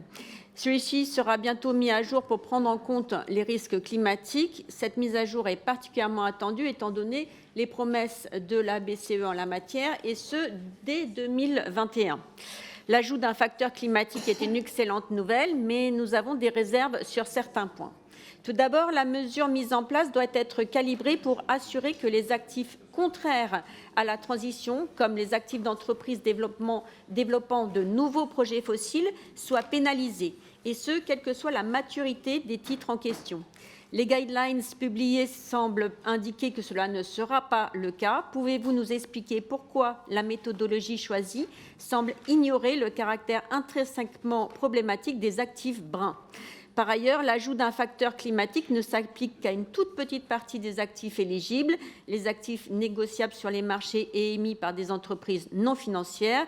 Alors, monsieur le gouverneur, envisagez-vous d'étendre la prise en compte du facteur climatique à d'autres types d'actifs ? Ma deuxième question portera sur les taux différenciés. Lors de la mise en place du nouveau cadre opérationnel en 2024, la BCE avait évoqué la possibilité d'intégrer la question du climat dans de futurs programmes de refinancement structurel. Les taux différenciés sous la forme de taux de refinancement de long terme verts pourraient rentrer dans ce cadre. Je souhaiterais donc savoir, monsieur le gouverneur, si les taux différenciés sont à l'agenda des discussions du Conseil des gouverneurs ou si d'autres mécanismes sont envisagés pour soutenir la transition dans le cadre de cette révision. Et une dernière question pour élargir le sujet. L'épargne des Français n'a jamais été aussi élevée, 6 500 milliards de patrimoine financier, 50% de plus qu'il y a 10 ans. Vous l'avez dit, cette épargne doit être mobilisée pour la transition écologique. Quels sont les outils que vous préconiseriez pour ce faire ? Merci. Monsieur le gouverneur. Alors, Madame la députée, d'abord, merci de suivre aussi attentivement le cadre opérationnel de politique monétaire et le facteur climatique. Vous me permettrez de dire que l'introduction de ce facteur climatique, c'est vraiment le résultat de l'action de la Banque de France. Nous avons plaidé vigoureusement et avec succès pour son introduction. J'en profite d'ailleurs pour rappeler, c'est un autre accès de fierté, mais celui-là est collectif, que la Banque de France a été reconnue pour la 3e fois consécutive comme la banque centrale la plus verte du G20 par un panel d'ONG internationales. Alors, vous avez émis un certain nombre de réserves. Je ne vais peut-être pas rentrer dans le détail technique, nous pourrons poursuivre ça bilatéralement. Nous avons essayé de nous fonder le mieux possible aussi sur l'analyse financière des risques associés au climat, parce que le grand message que nous avons porté avec succès, c'est que le risque climatique fait partie des risques financiers. La question la plus ouverte, c'est celle que vous avez posée à la fin, et j'y suis très sensible, c'est qu'on commence effectivement par les actifs négociables. Pourquoi ? Parce qu'on a plus d'informations sur les entreprises en cause. Mais la question peut se poser, effectivement, d'étendre ça à d'autres catégories de collatéral, c'est-à-dire aux prêts bancaires. C'est plus compliqué parce qu'on a moins d'informations harmonisées, mais à nos yeux, c'est une question ouverte. Sur les taux différenciés, nous avions déjà eu l'occasion d'en parler dans cette commission et je vais la répondre avec la même prudence. Je crois que le rôle de la Banque centrale n'est pas de choisir entre les secteurs. Et que si on doit avoir des taux bonifiés pour telle ou telle catégorie, ça peut relever d'interventions budgétaires. On a d'ailleurs eu ça en France, on l'a de temps en temps à travers certaines politiques nationales. Mais la Banque centrale fournit la liquidité à prix adéquat d'ensemble, parce que nous sommes du côté, pardon, un peu le mot technique, de la macroéconomie ou de la régulation économique globale. Je note simplement, et je crois que c'est une contribution très importante à la transition climatique, que quand la Banque centrale lutte avec succès contre l'inflation, quand elle est crédible et qu'elle contribue du coup à avoir des taux longs plus bas, ceci est une contribution décisive au bon financement de l'investissement. Sur la mobilisation de l'épargne, d'abord, je veux lever une ambiguïté parce qu'elle a parfois existé. Quand on parle de mobilisation de l'épargne, évidemment, les Français resteront libres du choix de leur épargne. Je dis ça parce que j'ai vu parfois cette inquiétude. Évidemment, c'est le libre choix de chacun. Je crois que ce qui serait important, c'est de pouvoir leur offrir au maximum des produits qui soient davantage de long terme, parce que ça va davantage vers les fonds propres, et puis ça permet de financer un certain nombre d'investissements de transition auxquels le président faisait allusion tout à l'heure, que ce soit la transition énergétique, le numérique, ou pourquoi pas la défense. J'ai évoqué un certain nombre d'instruments tout à l'heure. Je note d'ailleurs que quand vous regardez l'évolution du patrimoine financier des Français, lentement mais sûrement, il y a quand même une augmentation de la part des produits de fonds propres, donc probablement davantage tournés vers l'investissement productif. Mais je crois que c'est beaucoup associé au développement de l'épargne longue. Je note d'ailleurs que dans le label qui avait été lancé par la France l'année dernière, qui s'appelle, je crois, Retail Europe, avec un certain nombre de pays européens pour aider à la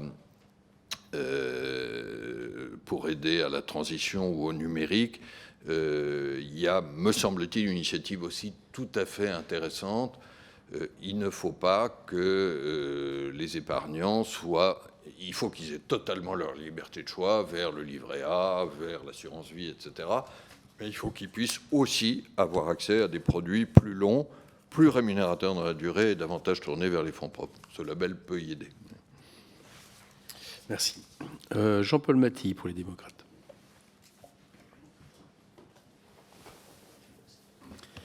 Merci, Monsieur le Président. Merci beaucoup, Monsieur le Gouverneur. D'abord, je voulais dire qu'on a beaucoup apprécié votre disponibilité et puis surtout votre liberté de, je dirais, de penser et vos déclarations qui marquaient une certaine indépendance et qui faisaient du bien dans le concert un peu, parfois, convenu avec une forme de pensée unique. Et je pense que c'était nécessaire. Je voudrais rebondir sur ce que vous venez de dire sur les fonds propres.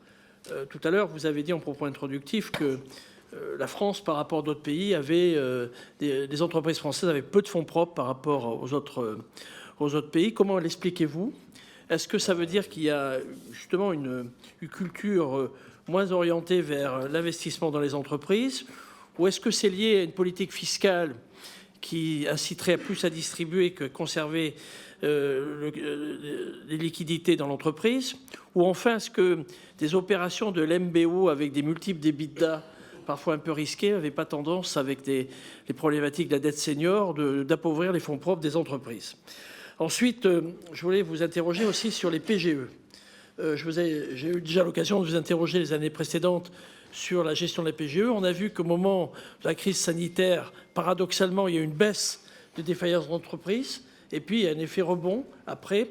Et en quoi les PGE ont cet effet un peu de... aurait tendance à fragiliser, je dirais, ces entreprises qui étaient peut-être sous assistance artificielle pendant cette crise sanitaire. Et enfin, une question sur l'éducation financière. Vous le savez, l'éducation financière constitue un enjeu majeur à nos yeux. Or, votre dernier baromètre de l'inclusion financière met en évidence une hausse de 10,2% du nombre de dossiers de surendettement déposés en janvier 2026 par rapport à janvier 2025. Quelles préconisations formulez-vous pour répondre à cette évolution préoccupante? Par ailleurs, quel regard portez-vous sur l'hypothèse d'une généralisation de l'éducation financière dans le programme scolaire, à travers notamment l'utilisation de dispositifs existants comme le passeport et du CFI? Voilà. Il y a une transmission de pensée, parce que le gouverneur rêvait que vous posiez cette question, Jean-Paul. Non, pas cette question exactement, mais je voulais parler devant la commission du surendettement, et donc merci d'en avoir parlé. Je reviens sur vos deux premières questions. Sur la raison de la faiblesse des fonds propres. D'abord, j'insiste sur le fait que ce n'est pas un phénomène spécifiquement français. C'est un phénomène européen. On retrouve à peu près le même taux partout. Alors, les divers facteurs que vous avez cités, le fiscal, les LBO, etc., peuvent jouer. Je crois qu'il y a un sujet un peu général de culture du risque des deux côtés de l'Atlantique. Il faut dire aussi que le développement de l'épargne longue, et notamment de l'épargne retraite, est plus fort aux États-Unis qu'il l'est dans nombre de pays européens, dont le nôtre.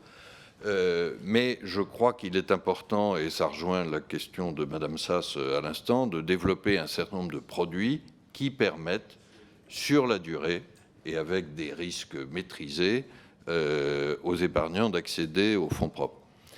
Alors, je vais être tout à fait honnête sur la réponse à la question, comme toujours. Pour développer les fonds propres d'une entreprise, il faut être deux. C'est-à-dire qu'il faut des investisseurs, davantage, on vient d'en parler. Il faut aussi que les chefs d'entreprise soient prêts à ouvrir leur tour de table. Et c'est quelquefois plus difficile que de contracter un emprunt bancaire. Et là aussi, c'est une libre décision. Voilà,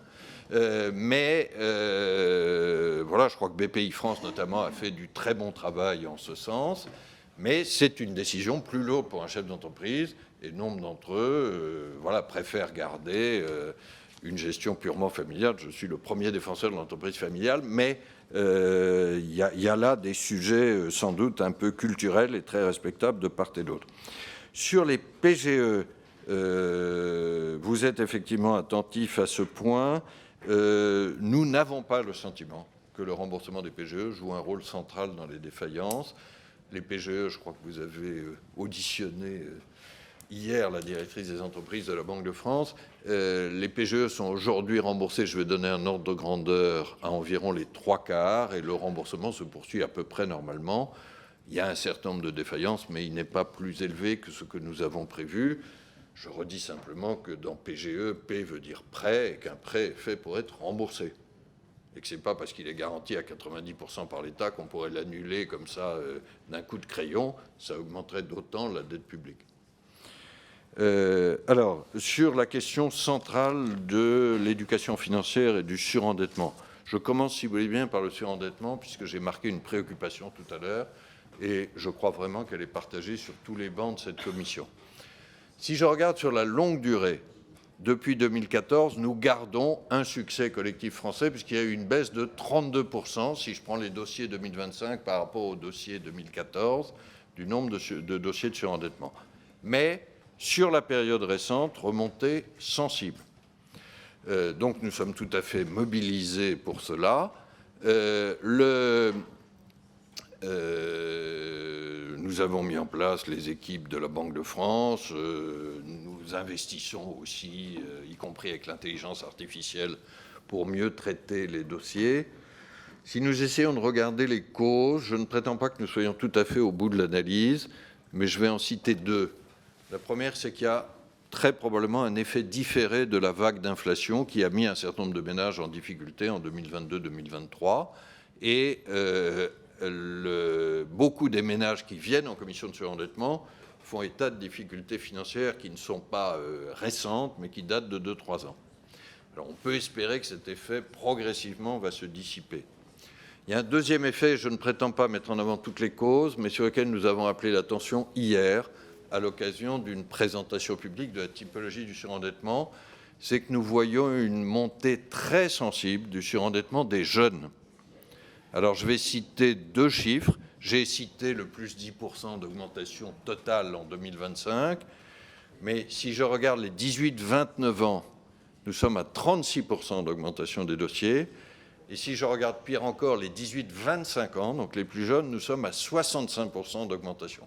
Alors, ce n'est pas des nombres énormes, mais la tendance, évidemment, appelle une vigilance.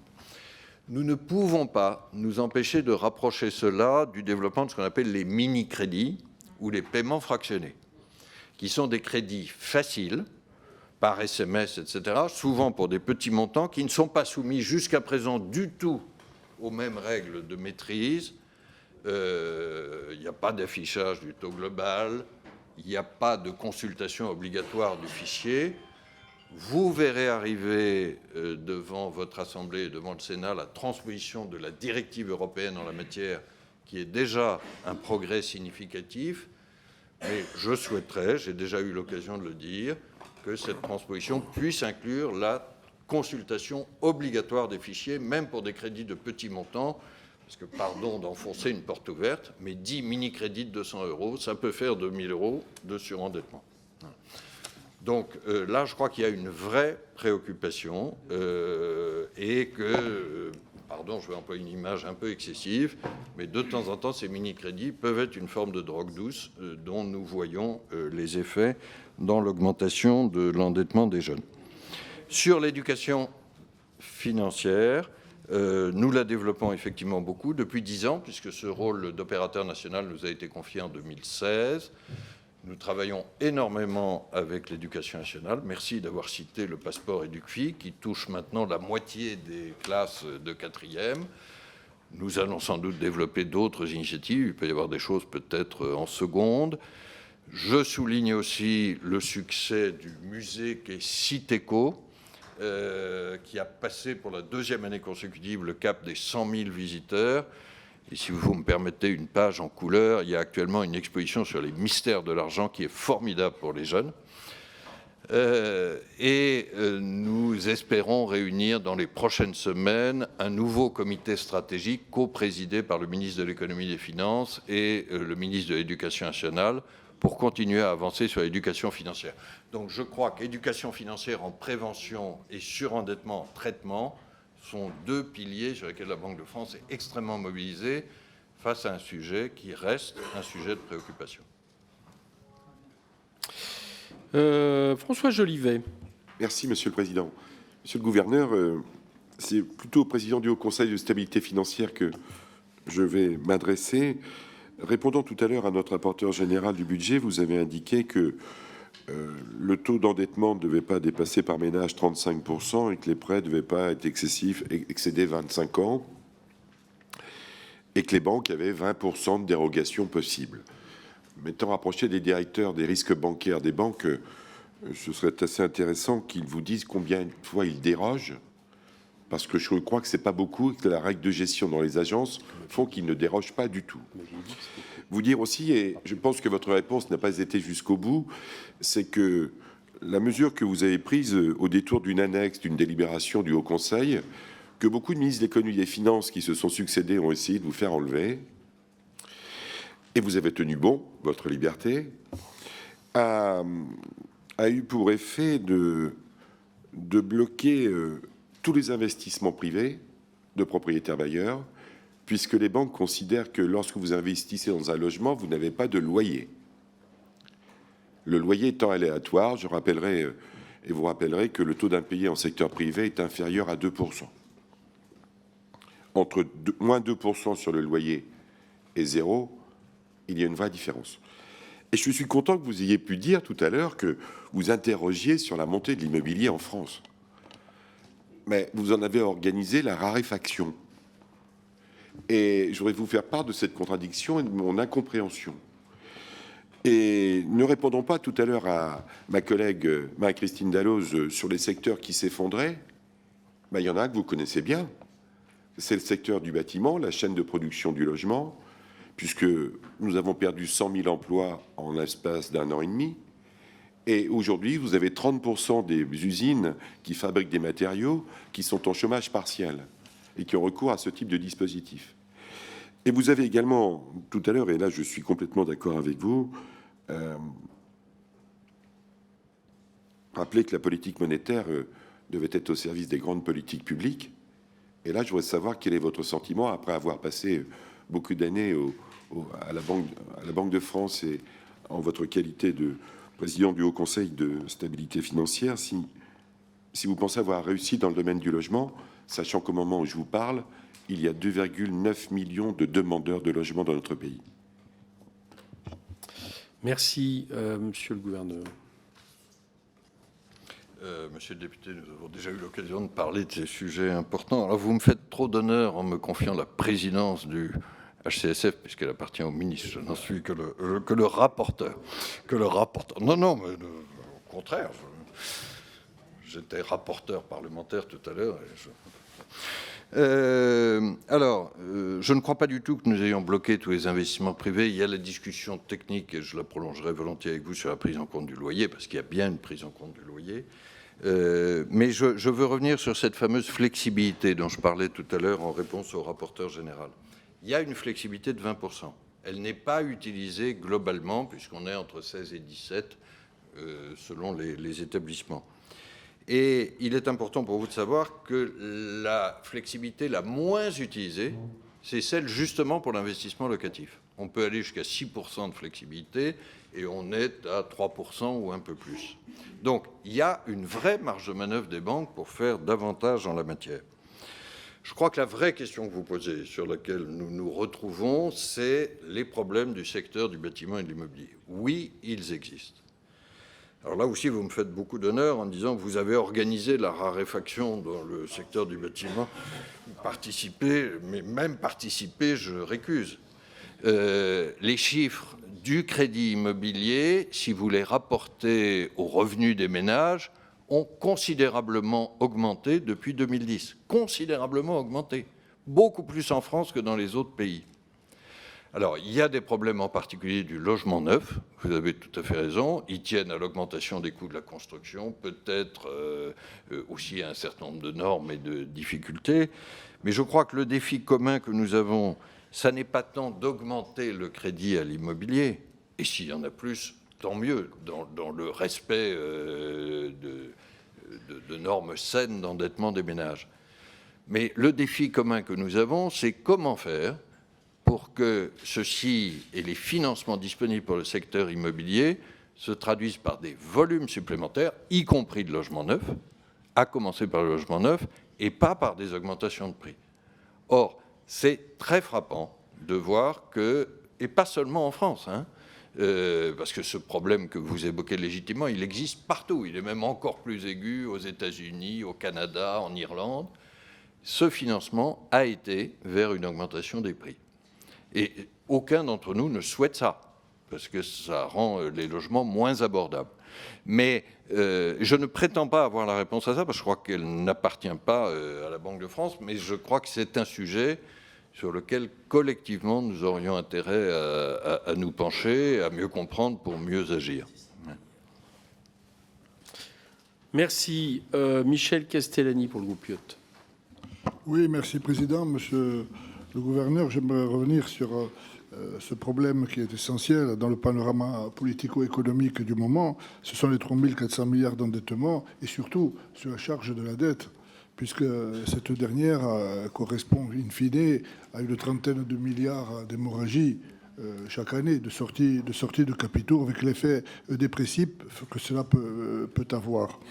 Donc, face à cette situation, on connaît aussi l'effet pervers, je dirais, des politiques publiques, puisque toute politique de relance, ipso facto, aggraverait l'endettement, et toute politique de restriction aurait un effet dépressif sur la croissance.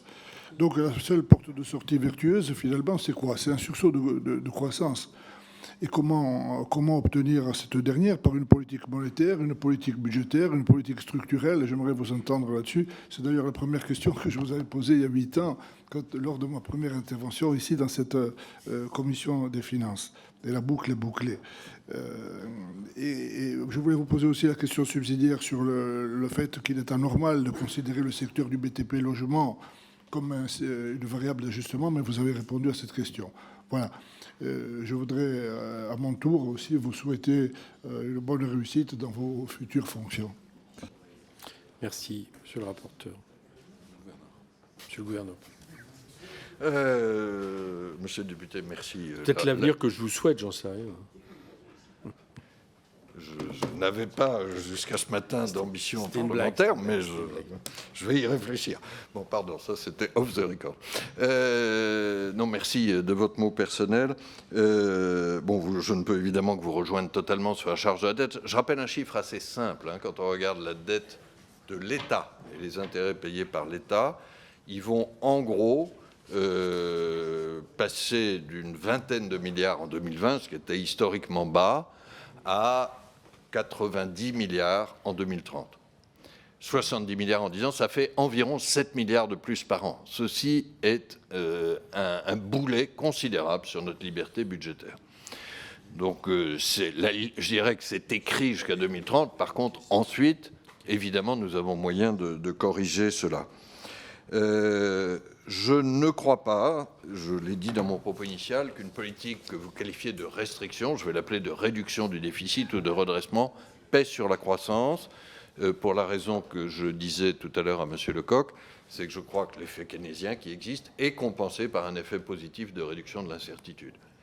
Et c'était la question du président tout à l'heure, quand on voyait le niveau élevé de taux d'épargne, il est aussi lié à l'inquiétude sur la dette.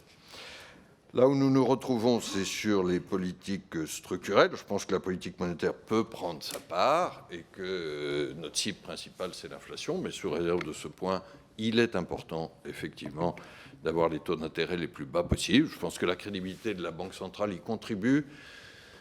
Si vous me permettez un tout petit retour arrière quand même, je crois que cette victoire contre l'inflation, elle n'est pas due qu'à la politique monétaire. Il y a eu aussi un cycle des matières premières qui a aidé. Mais la politique monétaire y a contribué, et elle y a contribué sans récession. Je me souviens des débats que nous avons ici en 2022 et 2023. Une très grande crainte qui existait, et je la respecte, c'est de dire vous allez vaincre l'inflation, mais en provoquant la récession. Nous avons vaincu l'inflation sans récession, en montant les taux d'intérêt, si j'ose dire, seulement à 4%. C'était élevé, mais si vous regardez les épisodes précédents, ça avait été beaucoup plus élevé. Donc la politique monétaire contribue, mais il faut des politiques structurelles. Alors j'en ai souligné un certain nombre en réponse aux questions précédentes des députés. je souligne peut-être, si je peux l'ajouter, que dans ces politiques structurelles, il y en a un certain nombre qui sont de l'échelle européenne, j'en ai parlé, il y en a beaucoup qui relèvent encore heureusement de la compétence nationale. Tout ce que nous faisons pour améliorer l'éducation et la formation professionnelle, tout ce que nous faisons pour améliorer l'efficacité des services publics, et je crois que des grands services publics participent à la compétitivité d'un pays, tout ce que nous faisons pour avoir un cadre de gouvernance publique et de gouvernance sociale, la démocratie sociale est évidemment très importante, tout ça participe à des réformes structurelles, même si la Banque de France n'est pas évidemment la première responsable. Merci. Désolé Michel, je viens de voir uniquement maintenant votre message. Désolé. J'espère que ça va aller. Emmanuel Morel. Merci Monsieur le Président, Monsieur le Gouverneur. J'ai une vraie inquiétude et je voudrais vous poser une question là-dessus quand on parle du 28e régime européen. C'est-à-dire que l'Union européenne est en train de créer un État virtuel qui est en concurrence directe avec les autres. Est-ce qu'il n'y a pas là un risque de transfert intégral du pouvoir fiscal au niveau européen avec un 28e régime qui va décider ce qui est imposable et ce qui n'est pas, ce qui est déductible de l'impôt sur les sociétés et ce qui n'est pas? Le risque, ce n'est pas seulement une perte de recettes pour l'État, c'est aussi le pouvoir des parlements nationaux en matière d'impôts qui est là gravement mise en cause. C'est ma première question, puisque vous y avez fait allusion lors de votre introduction. Deuxième question, vous parlez de victoire contre l'inflation. En effet, on a une inflation qui est à 1,7 au dernier trimestre. On a un euro qui s'apprécie. Mais en même temps, on a la croissance la plus faible. La croissance de la zone euro, c'est la croissance la plus faible de tous les grands blocs économiques, à l'exception peut-être du Japon. Et donc, la question aujourd'hui, est-ce que ce n'est pas plutôt un risque de déflation avec ce que ça comporte comme menace? Mais il y a un autre effet pervers du resserrement de la politique monétaire, c'est en gros, en voulant réduire son bilan, la BCE, elle a cessé de racheter ou de faire rouler les titres de dette souverains échus. Et donc, de facto, elle reporte une partie du fardeau sur les États qui doivent normalement maintenant refinancer les titres eux-mêmes. Et pour la France, ça représente combien? Parce que on n'a pas le chiffre exact. Moi, on a essayé de faire les calculs avec mes collaborateurs. On est autour de 4 milliards. Enfin, 4 milliards de dettes supplémentaires du simple fait que la BCE ne rachète plus les titres de dette souveraine, c'est quand même beaucoup. Hein. Donc, quand est-ce que ça va s'arrêter? Quelles sont les perspectives? Et ça, c'était ma dernière question. Merci, Monsieur le Gouverneur. Alors, sur la question que vous posez sur le 28e régime, je crois que c'est très important de trouver le bon équilibre. Je l'ai dit, je pense qu'il faut un 28e régime. Pourquoi? Parce que quand on essaye de comprendre le retard d'innovation de l'Europe, je vais ultra simplifier. Il y a 15 ans, nous avions un problème pour faire naître des start-up. Nous ne l'avons plus aujourd'hui. Ça, c'est la bonne nouvelle. Et je crois qu'il faut rendre hommage au génie des jeunes, des entrepreneurs français, peut-être de BPI France, etc. Belle création. Le problème que nous avons aujourd'hui, c'est quand une de ces start-up réussies devient, alors pardon l'anglicisme, une scale-up ou une entreprise de croissance, elle a besoin de fonds propres plus importants et elle fait un tour de table et très souvent, elle se retrouve avec des investisseurs américains, voire localisés aux États-Unis. Malheureusement, la liste, je n'ai pas besoin de la faire, vous la connaissez comme moi. Dans l'attrait américain, il y a un aspect financier, je l'ai assez souligné, les fonds de capital développement, de capital risque de grande taille sont avant tout américains. Ça, c'est l'Union d'épargne et d'investissement. Mais il y a aussi un aspect taille du marché. Ce que nous disent beaucoup d'entrepreneurs, ils ne vont pas aux États-Unis simplement par plaisir, c'est que la taille du marché américain est totalement critique pour réussir. Or, sur le papier, le marché unique européen a la même taille, comme vous le savez. Mais sur le papier, parce qu'il y a beaucoup trop de cloisons et d'obstacles internes. Je crois que c'est ça le sens du 28e régime. Ce n'est pas de créer un espèce d'espace virtuel déréglementé que je ne souhaite pas plus que vous, mais c'est de permettre à une entreprise qui veut croître de le faire sur l'ensemble du marché européen sans rencontrer 27 réglementations différentes et autant d'obstacles administratifs. Alors, est-ce qu'il s'applique seulement aux entreprises nouvelles ou aux entreprises des secteurs innovants ou à l'ensemble des entreprises? Est-ce qu'il s'applique seulement au droit des affaires et au droit des faillites, qui est sans doute une priorité, ou aussi au droit fiscal, ça, c'est des questions ouvertes, comme vous savez aujourd'hui.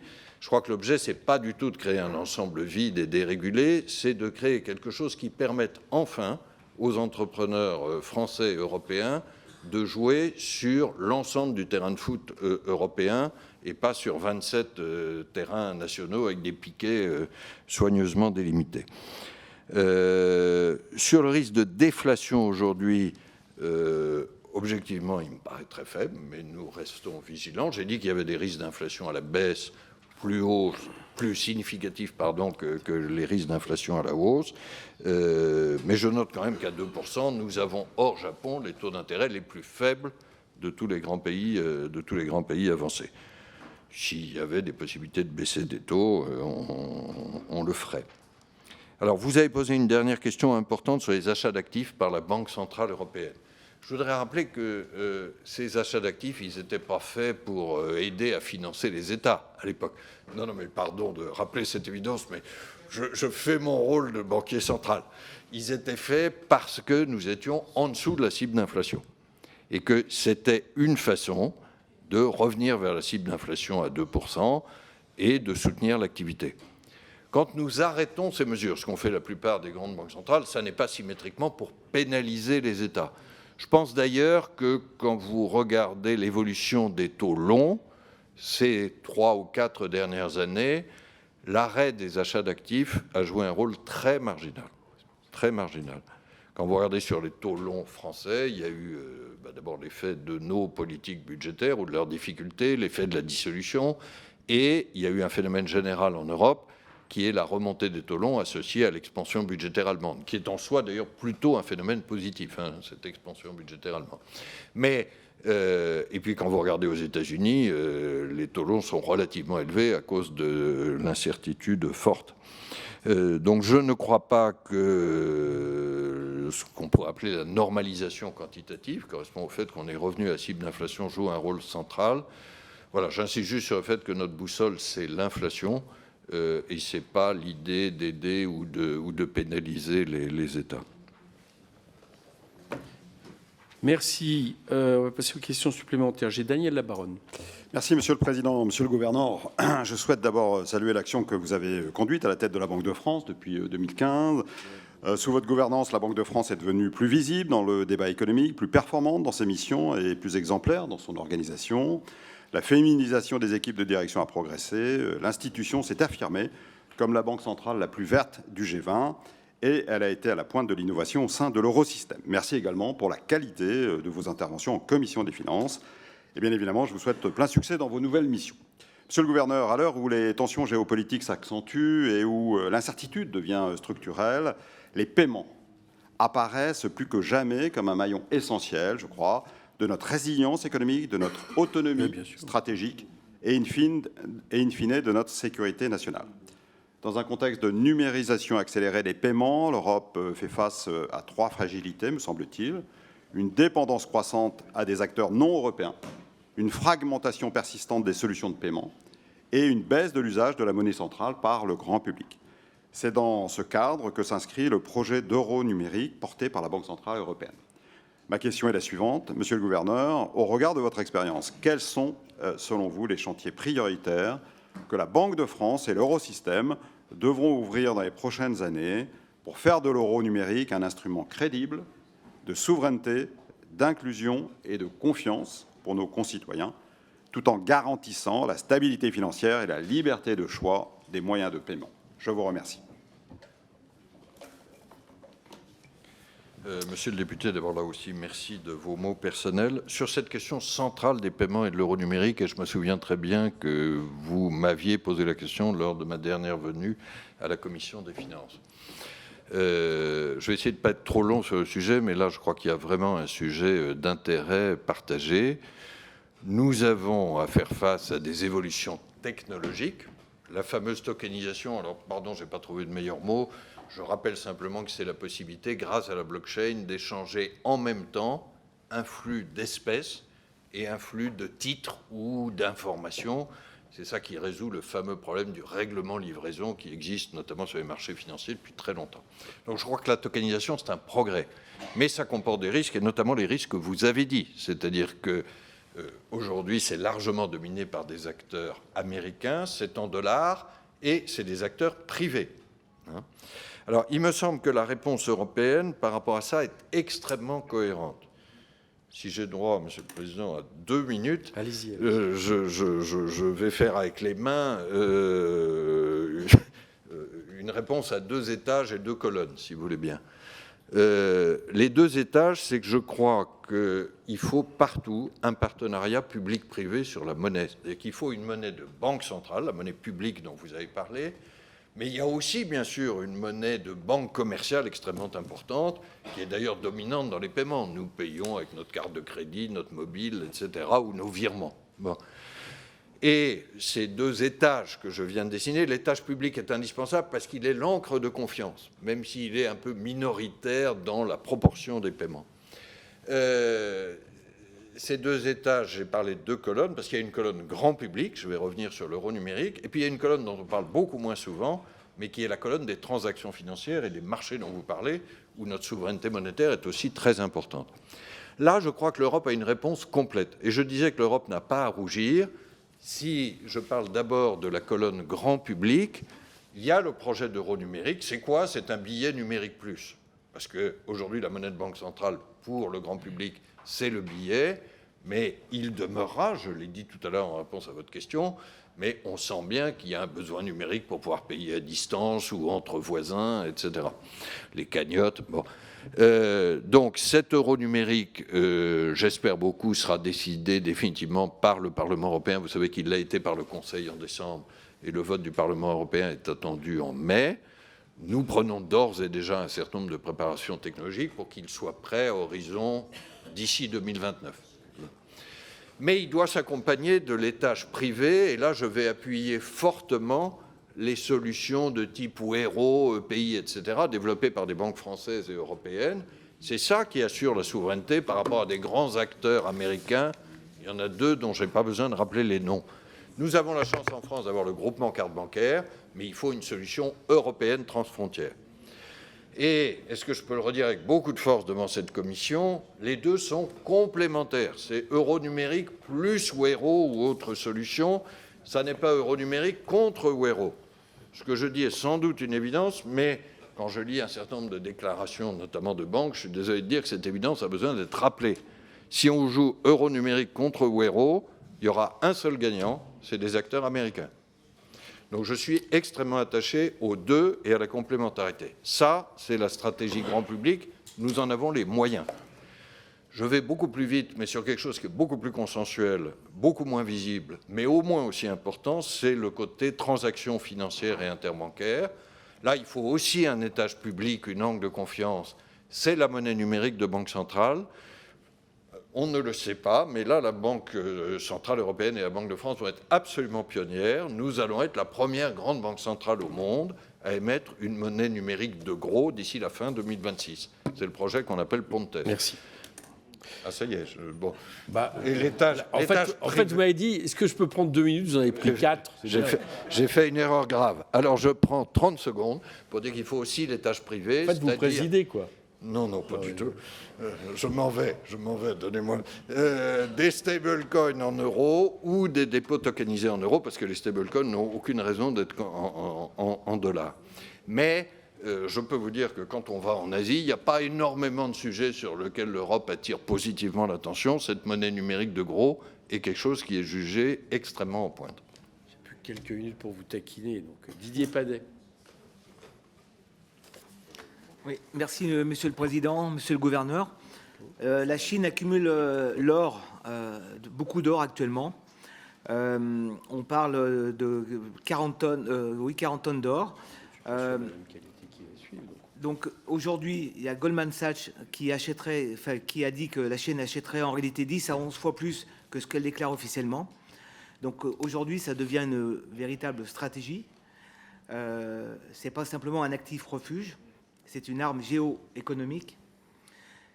Donc la question, c'est pourquoi la Chine achète autant d'or actuellement?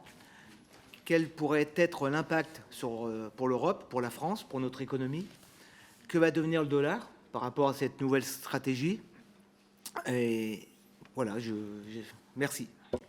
Merci, monsieur le rapporteur. C'est toujours moi. Monsieur le gouverneur. Je crois que ça c'est raté.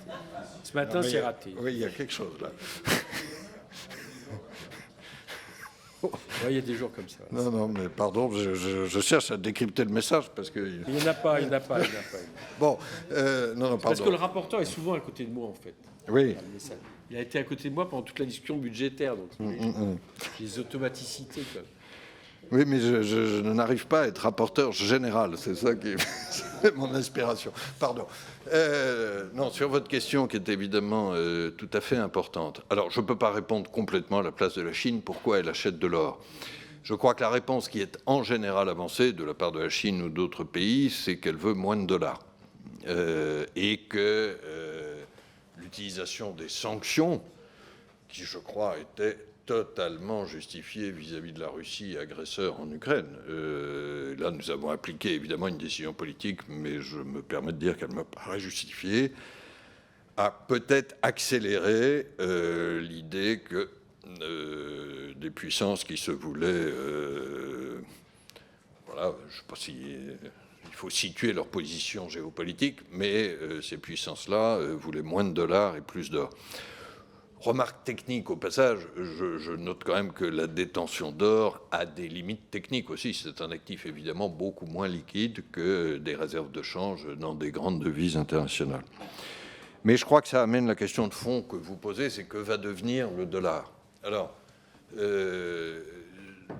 là aussi, ça n'est pas une réponse qui dépend que de nous, parce qu'elle dépend des investisseurs internationaux, elle dépend des grandes entreprises. Mais je me permets de pratiquer l'autocitation. J'ai eu l'occasion à Luxembourg, belle capitale européenne, début octobre, de détailler un certain nombre de propositions sur le développement du rôle international de l'euro. Et je crois que le dollar est aujourd'hui central dans le système, il va le rester.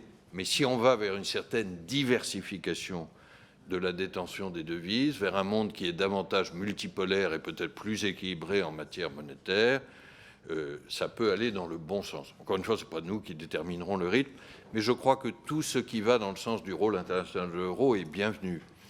Je reviens du coup, Monsieur Tanguy, à la question que vous posiez tout à l'heure. Je crois que ces facilités en pension livrée, en repo, qui sont des facilités bien sécurisées, peuvent aider à cela. Il peut y avoir le développement d'actifs sûrs en euros, c'est la question d'un endettement commun. Il peut y avoir la question de la monnaie de facturation du commerce. Voilà, je crois que nous avons un certain nombre de leviers. La Banque centrale européenne en prend sa part, mais vous avez peut-être vu que le Conseil ECOFIN a regardé en début de semaine un plan d'action en la matière. Ces choses prendront du temps, mais je crois que l'orientation est assez claire. Je me permets juste une dernière chose qui fait écho à la question précédente de Monsieur Labaronne. Il ne faut pas qu'un monde multipolaire soit un monde fragmenté en termes de paiement. Nous avons aujourd'hui quand même l'avantage à l'échelle internationale d'avoir des paiements assez fluides et un système de paiement global et des systèmes de paiement régionaux ou nationaux interconnectés. Si nous nous retrouvions demain avec un monde multipolaire, avec un monde multifragmenté en termes de paiement, ça, je crois que ce serait un vrai recul économique. Alors, Mickaël Boulou. Merci. Monsieur le gouverneur, en réponse à l'évocation des taux différenciés en faveur de la transition écologique tout à l'heure, vous avez sorti, en tout cas je l'interprète comme ça, le joker principe de neutralité du marché. Mais j'aimerais, par cette question, revenir sur ce principe lui-même. La neutralité, elle suppose que la Banque centrale reflète la structure des marchés. Or, ces marchés sont aujourd'hui le produit de décennies de sous-tarification du carbone et d'externalités non prises en compte. Elles intègrent donc un biais carbone massif. Dans ces conditions, maintenir une stricte neutralité ne revient-il pas en réalité à reconduire ce biais plutôt qu'à être neutre? Autrement dit, la neutralité est-elle encore neutre lorsqu'elle s'applique à un marché structurellement déséquilibré par un risque systémique reconnu, le risque climatique? Donc ne faudrait-il pas distinguer la neutralité sectorielle et la neutralité vis-à-vis du risque? Car si le climat est un risque macro-financier, alors le traiter différemment ne serait pas une orientation politique, mais une gestion prudente du risque. Donc ma question est donc simple, c'est la doctrine de neutralité du marché a-t-elle vocation à évoluer à mesure que la nature des risques systémiques évolue? Le climat étant assurément un risque financier systémique, pourquoi les instruments monétaires ne feraient-ils pas l'objet du même degré d'innovation et de transparence que les instruments budgétaires? Je vous remercie. Monsieur le gouverneur, j'y suis arrivé. Monsieur le député, je vais peut-être vous surprendre, je suis totalement d'accord avec votre question. J'espère que vous n'y voyez pas une compromission suspecte. Mais d'abord, vous m'avez prêté un joker que je crois que je n'ai pas invoqué sur le principe de neutralité des marchés. Ou sinon, je me suis mal écouté moi-même, mais je ne crois pas du tout avoir employé cette expression. Et je ne suis pas un turiféraire des marchés qui aurait toujours raison. Je crois que je l'ai assez montré devant cette commission. Et oui, il faut prendre en compte le risque climatique au titre de risque financier peut-être mal estimé par les marchés. Mais c'est ce que nous faisons. Et je vous prie de croire que la Banque de France a, avec Christine Lagarde, vigoureusement plaidé en ce sens. Certains de mes collègues, effectivement, invoquaient le joker que vous avez cité. Mais quand nous avons dit que dans l'achat des obligations d'entreprise, quand nous en faisons, il fallait tenir compte du risque climatique, quand nous avons dit, c'était la question de Mme Sass tout à l'heure, que sur le collatéral, nous introduisions un facteur climat sur la prise en compte des risques, en disant qu'il faudra peut-être l'étendre aux prêts privés, pas seulement aux titres négociables, nous sommes complètement dans ce sens-là. Alors, ça ne veut pas dire qu'il faut passer de l'autre côté du cheval, ne considérer que le risque climatique, etc.